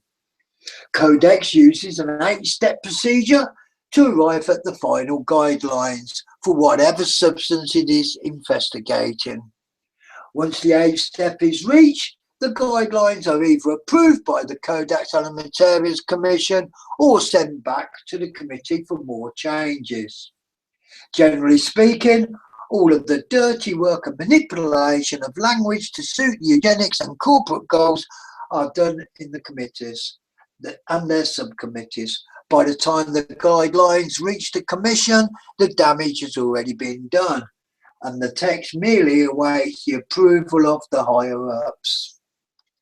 Nevertheless, the 8-step procedure is described as followed by the Food and Agriculture Organization and the World Health Organization Codex Training Package.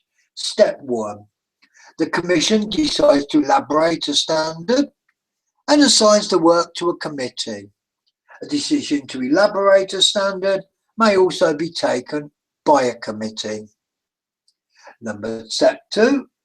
The Secretariat arranges the preparation of the proposed draft standard. Step 3. The proposed draft standard is sent to the governments and international organisations for comment. The Secretariat forwards comments to the committee. Step 5. The proposed draft standard is sent to the Commission through the Secretariat for adoption as the draft standard. Step 6, the draft standard is sent to the governments and international organisations for comment. And step 7, the Secretariat forwards comments to the committee. And last, step 8, the draft standard is submitted to the Commission through the Secretariat for adoption as a Codex standard. Essentially, the Commission introduces a standard to be debated, at which point the designated committee takes up the standard and creates a draft of the guidelines. This draft is circulated to member countries who comment on it. These comments are reviewed and potentially incorporated into the next draft, which is then adopted by the committee. This draft is then redistributed to member countries for comment. The committee then adopts the guidelines and sends them to the Commission for final approval.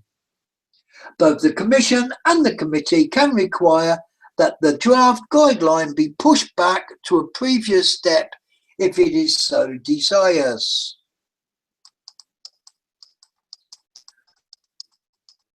While we might at first be tempted to accuse Codex of being bogged down in bureaucracy, this setup is only for show. Like most of the international organisations that set global agendas, bureaucracy exists only to confuse the lower level participants that engage in virtually meaningless debates during the meetings. When an agenda is meant to be pushed through, bureaucracy doesn't hinder it at all.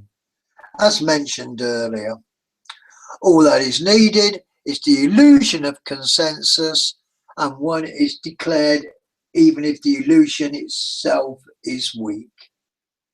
Codex Alimentarius is a true health tyranny, from its ideological foundations to its connections with key players within dictatorial regimes and eugenic movements, to its hierarchical structure which restricts openness and debate.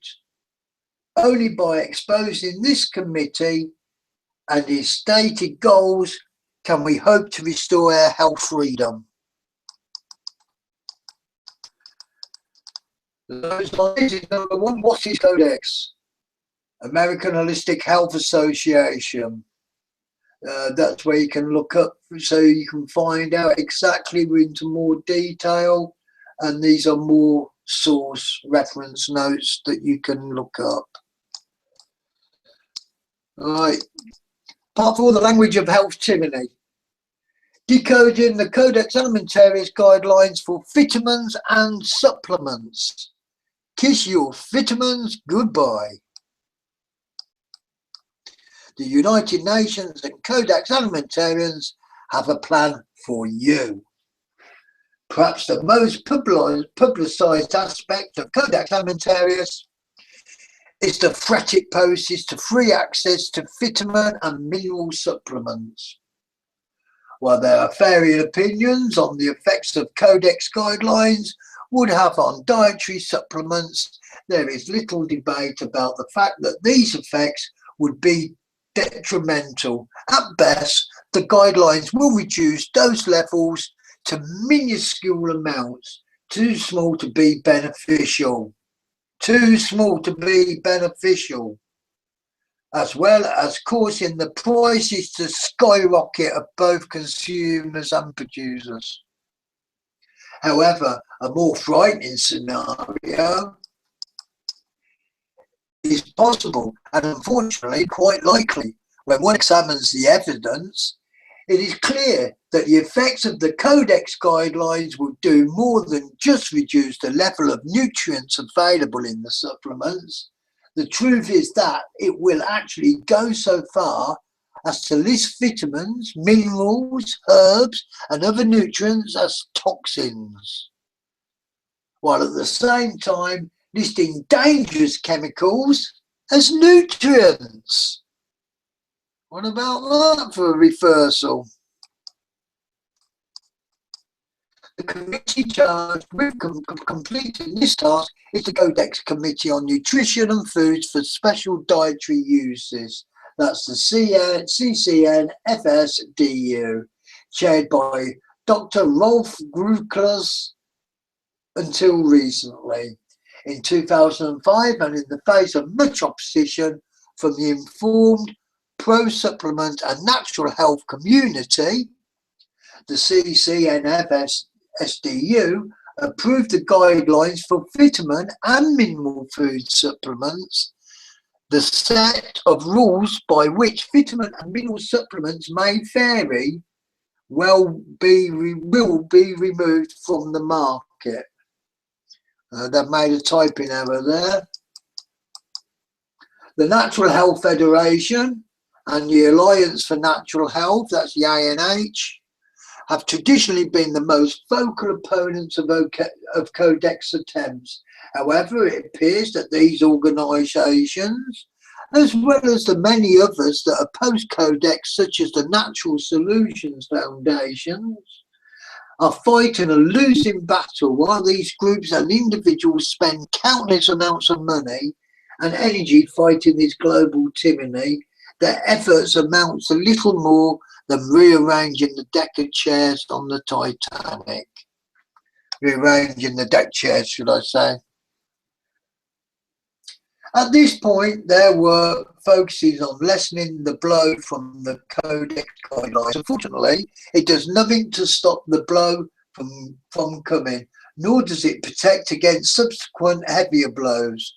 While these statements are not meant to belittle their work, it is meant to show that the battle is not within Codex itself, but outside of it.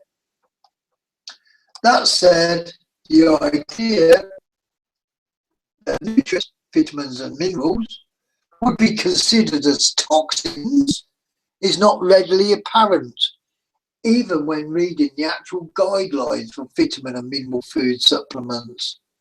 Nowhere in the guidelines is it.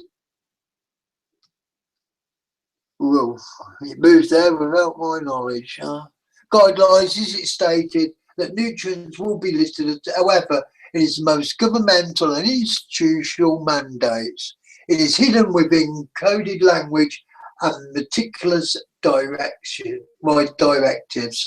such as the technicality exists in this instance in the form of risk assessment, the technique specified by Codex to evaluate the safety of vitamin and mineral supplements in section 322A.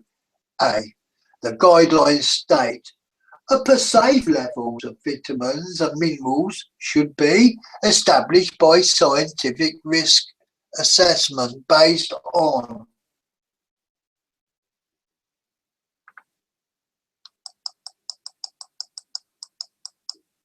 There's a lot of things that needs a scientific risk assessment.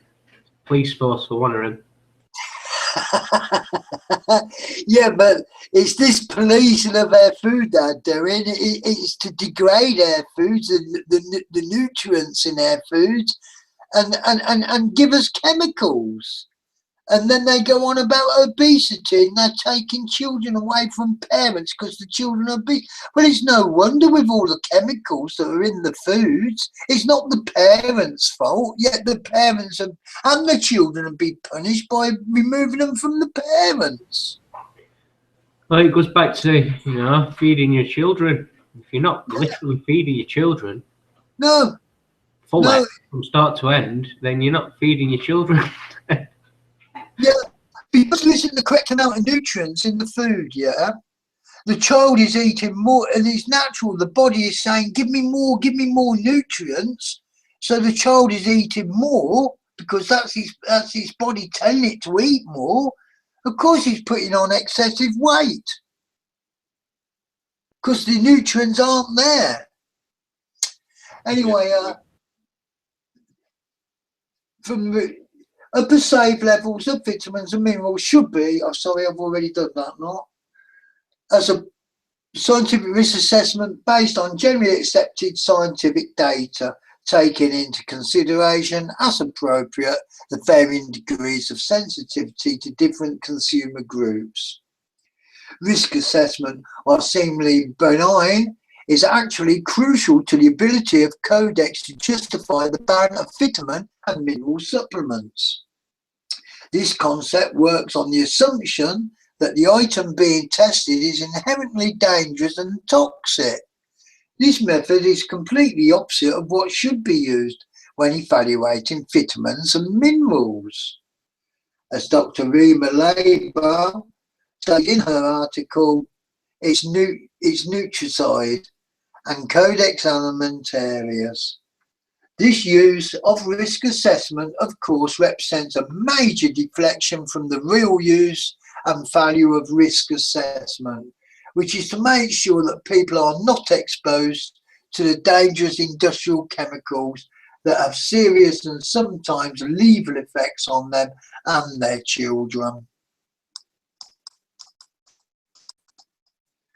By applying scientific risk assessment to nutrients and supplements, they are essentially considering them toxins, as they are lumped into the same category as chemicals and poisons. There is no need to explicitly state that nutrients are toxins. This is done by default. So, in the end, we have the categorization of vitamins and minerals that are essential to human health and life are something that is actually toxic. In this sense, we are entering the world of doublethink and double talk. Regardless, this is the position of Codex, as well as the position of the US delegation throughout the discussion. Indeed, even many alleged health freedom, international non-governmental organisations were either gullible enough to be taken in by the promise of the benefits of risk assessment, or morally bankrupt enough to be bought off by the pharmaceutical industry or others who might benefit from the demise of the natural supplement industry. Yet some of the support for risk assessment methods early on seems to have been based on the fear of the implementation of maximum limits proposed by the European countries like France. These limits would have reduced the potency level of each pill to no more than 15% recommended daily intake, RDI, recommended daily intake, a figure that is already set much too low. Yet those who favoured risk assessment seem to jump from the frying pan into the fire. As Scott Tips of the Natural Health Federation writes, the so-called science-based risk assessment for establishing safe upper limits, maximum levels, for vitamin and mineral potencies to which the EU has agreed and about which the Americans are as happy as flies on a cow dung, is nothing but a trap. The Americans think that they will be able to get real science to establish high maximum levels for their vitamins and minerals and then sell them to European consumers by the bushels.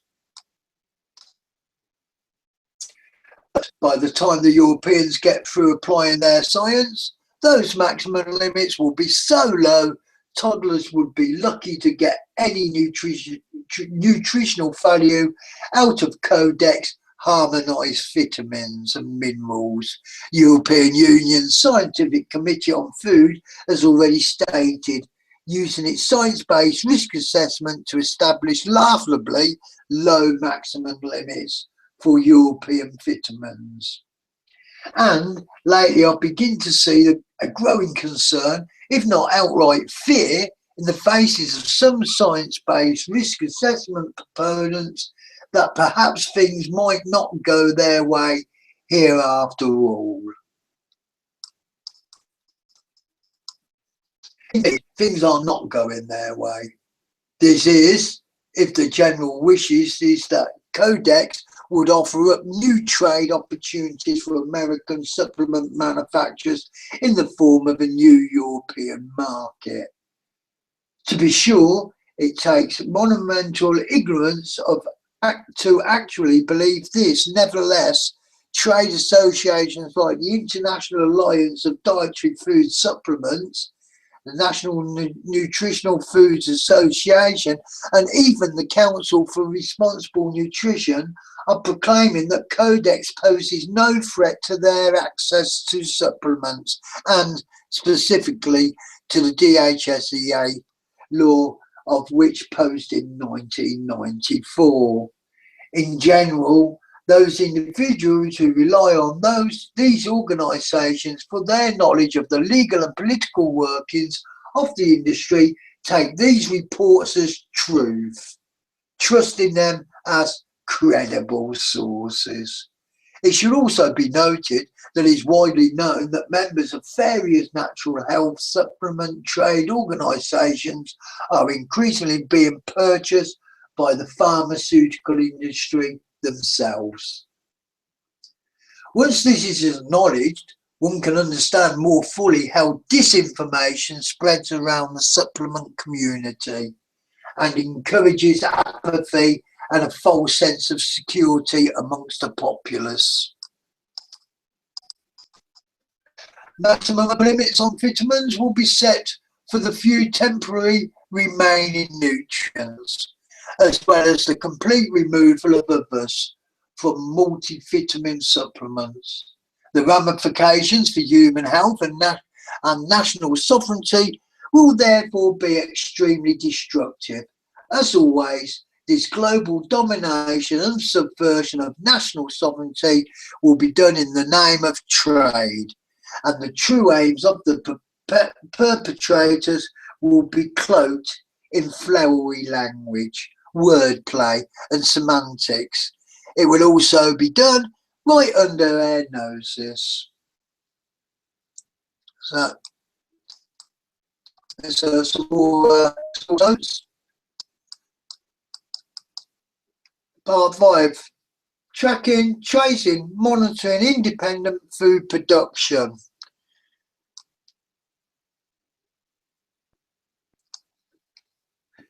Being honest, I must confess, some like personal agitation at the thought of writing another article on yet another food safety bill making its way through Congress with the words tyranny and Codex written all over it. It seems that every legislative session we are faced with the prospect of the same food bill cloaked in a different name. Invariably, this bill seeks to corral all food production into the hands of a few major corporations and essentially destroy the ability of the population to feed themselves. Here in the late 2010, we have a new version of food imperialism known as the S510, the Food Safety Modernisation Act. They put turbo on it or something, Modernisation Act.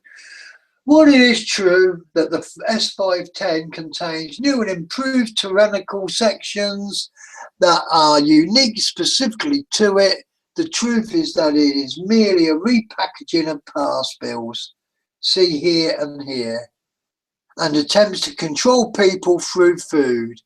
It is also yet another attempt to implement Codex Alimentarius guidelines under the guise of domestic legislation.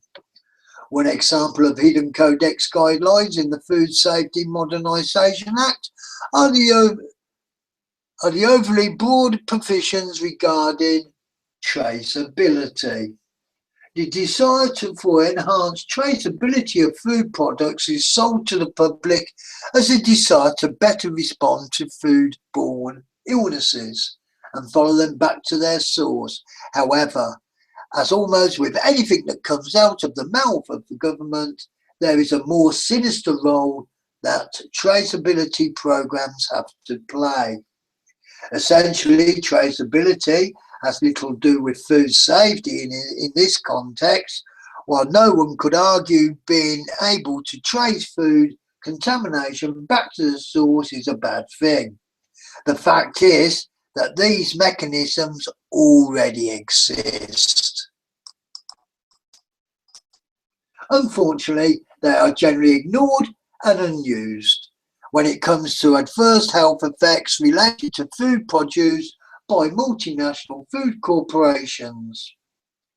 While there is always an exception to the rule, it is a fact that international corporations are by far the source of food adulteration, more often than small independent farms.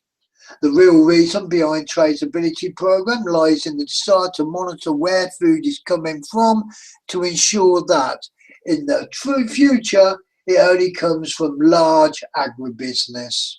Hence, the new traceability producers involve massive financial management and bureaucratic burdens placed upon the shoulders of mainly small food producers. It should be pointed out that, while it is true that major corporations will also be burdened with these regulations, unless the Secretary exempts them, it is also true that the company that makes billions in profits can afford to deal with them. Your neighbourhood farm down the road simply can't. Yeah. Yeah, they're pushing the little small home producer out completely out. Yeah, well, anyway, it should be pointed out, sorry, for all the claims that small independent producers will be exempted, the fact is that the exemption is merely semantics. Small independent producers will be held to essentially the same guidelines as big agro. This is because in order to be exempted from the regulations as S510, they have to submit to similar regulations as the S510 regulations themselves dictate. As Eric Blair points out in his article, Why the Tester Amendment Does Not Help Small Food Producers Under S510. The S510 Tester Amendment exemption requirements bear a striking resemblance to the expensive food safety plans outlined in subsection H of S510 that small producers are supposedly exempt from. In other words, they must submit similarly comprehensive plans just to qualify to be exempt from creating them. Yeah, they're making it too exempt for them to even bother, aren't they? But it gets worse. If Grandma wants to sell her famous raspberry jam at the county fair within 275 miles of her canning kitchen, she will indeed be a small producer exemptions, but not before she forks over 3 years of financials, documentations of hazard control plans and local licenses, permits and inspections reports. So, yeah, they're pushing people out with bureaucracy, aren't they? It is looking that way from what you're saying, yeah? Yeah. She must also submit this documentation to the satisfactory approval of the Secretary. And if she fails to do so, the entirety of S510 can be enforced upon her. Crikey. It's sick, is it not? That's hardly what I call an exemption. He goes on to point out that the bill does not explicitly make it illegal to sell food independently produced, but it does make it so cumbersome that the small producer will be unable to maintain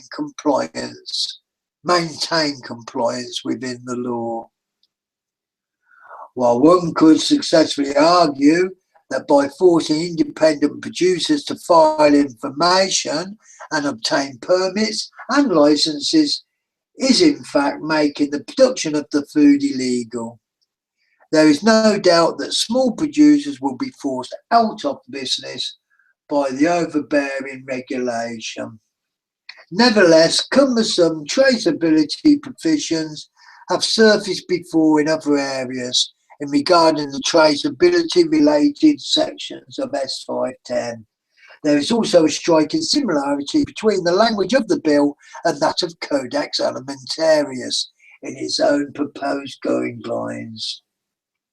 The HACCP, which is the Hazard Analysis Critical Control Point, which is a food safety methodology used by Codex Alimentarius and addressed in S510, plays an important role in the tracking, tracing and monitoring of food production. Under this system, the food business operators defined so broadly so to include both big agribusiness and recreational gardeners are required to identify any steps in their operations which are critical to the safety of food, implement effective control procedures at those steps, monitor control producers to ensure their continuing effectiveness, review control procedures periodically and whenever the operations change. Likewise, in the document entitled Recommended International Code of Practice, General Principles of Food Hygiene, Codex states that, where necessary, appropriate records of processing, production and distribution should be kept and retained for a period that exceeds the shelf life of the product. Documentation can enhance the credibility and effectiveness of the food safety control mechanism. Although the language of the bill and the Codex documents are not identical in every section, they are similar. Unfortunately, this is all that is needed to initiate the implementation of Codex Alimentarius guidelines in the United States. However, there is yet another danger posed by S510 in regards to Codex Alimentarius. The fact that this bill provides the FDA, the HHS, and even the DHS with even more authority over food production, transportation and consumption should be alarming enough. Because these agencies often respond to policy as much as they do law, the chances of Codex Alimentarius guidelines being implemented domestically rises sharply. This is due to the fact that no congressional approval would be needed to implement them. Simply an executive order or change in policy from the executive branch or even the FDA, HHS or DHS acting independently would be enough to enact Codex guidelines in the United States. Because Codex Alimentarius guidelines are enforced by the World Trade Organization, any dispute brought before the World Trade Organization and this dispute settlement board could essentially force the United States to buckle under and implement Codex guidelines. With the passage of S510, the need to gain congressional approval for such a change would be effectively erased.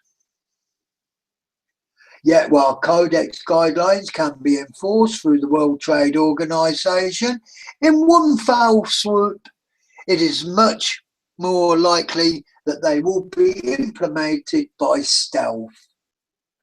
Introduced gradually and under the cover of domestic legislation, the chance of organised public resistance is greatly reduced. Without doubt, the majority of Americans have no idea what Codex Alimentarius actually is, and that goes the same for most UK people. They have not got a clue what Codex Alimentarius is. In fact, it is an unfortunate reality that the majority of the American public have no idea what S510 is, even to the relatively informed individual. The legislation is merely just another government power grab. Little do they know that this is a major step forward on the path to a global dictatorship, which uses food as a weapon and a means of control. Those who ridicule activists and opponents of S510 as paranoid conspiracy theorists march unwittingly down a road which leads directly to just such a global tyranny, where food will be most definitely taken, but not for granted. Well, it shows you that it's being used as a form of control. Definitely a form of control. Control the food, control the people. I forget who it was that quoted that now, but this is definitely a case of control the food to control the people. Well, we had me tinfoil hat on, Paul. I'd rather not, say for guarantee. But you see, all these people say all these tinfoil hat conspiracy theories, it's there in black and white. They've just got to look for it. It's not conspiracy when it's all documentation. So, it's... and the amount of people, and that's why, as I say, it was given the name Codex Alimentarius, because it don't roll off the tongue easily. So as soon as somebody hears it, they think, "Oh, that's a big word. I don't really want to know what that is." If it was something really short, sharp, snappy, they listen to it. And not many people know Latin. It's a shame, really, that Latin and Greek and all that. It's more people understood it all, then they'd pick these things up. Yeah, much quicker. I mean, because obviously Codex is code and Alimentarius. What do you do with food when you eat it? When you put it in your mouth, where does it go? It goes down your alimentary canal. So the Codex Alimentarius, it's a food code. Starvation, basically. Yeah.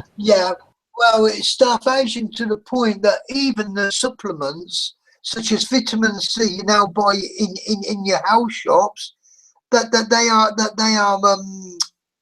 oh crikey, what's the word? I've lost it now.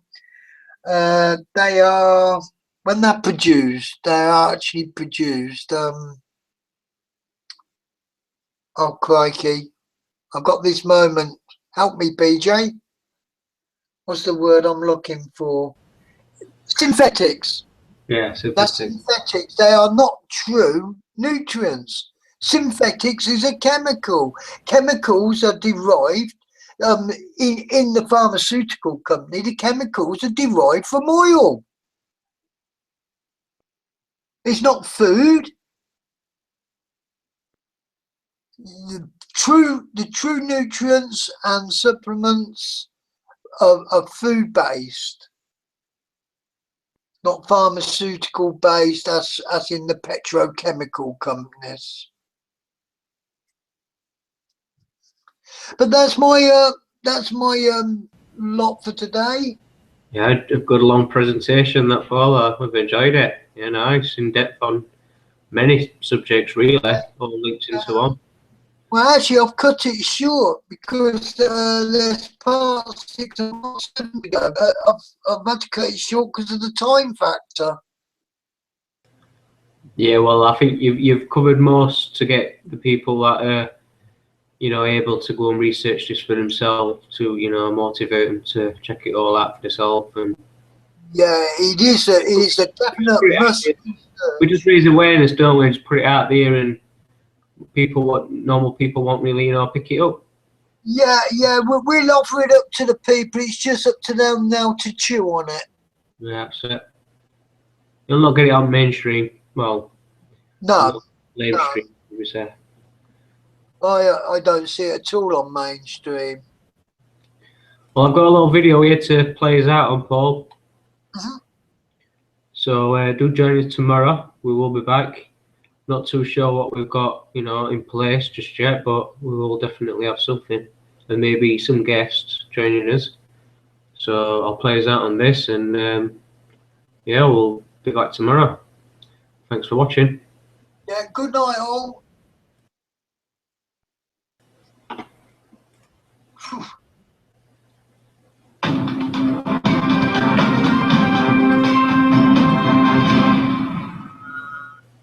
You watch television from the 40s and 50s, it's all got very good pro-America, pro-family messages. People ask why that happened. Well, the social engineers admit they made it very legitimate, like the worm on the hook, to look tasty, to look good.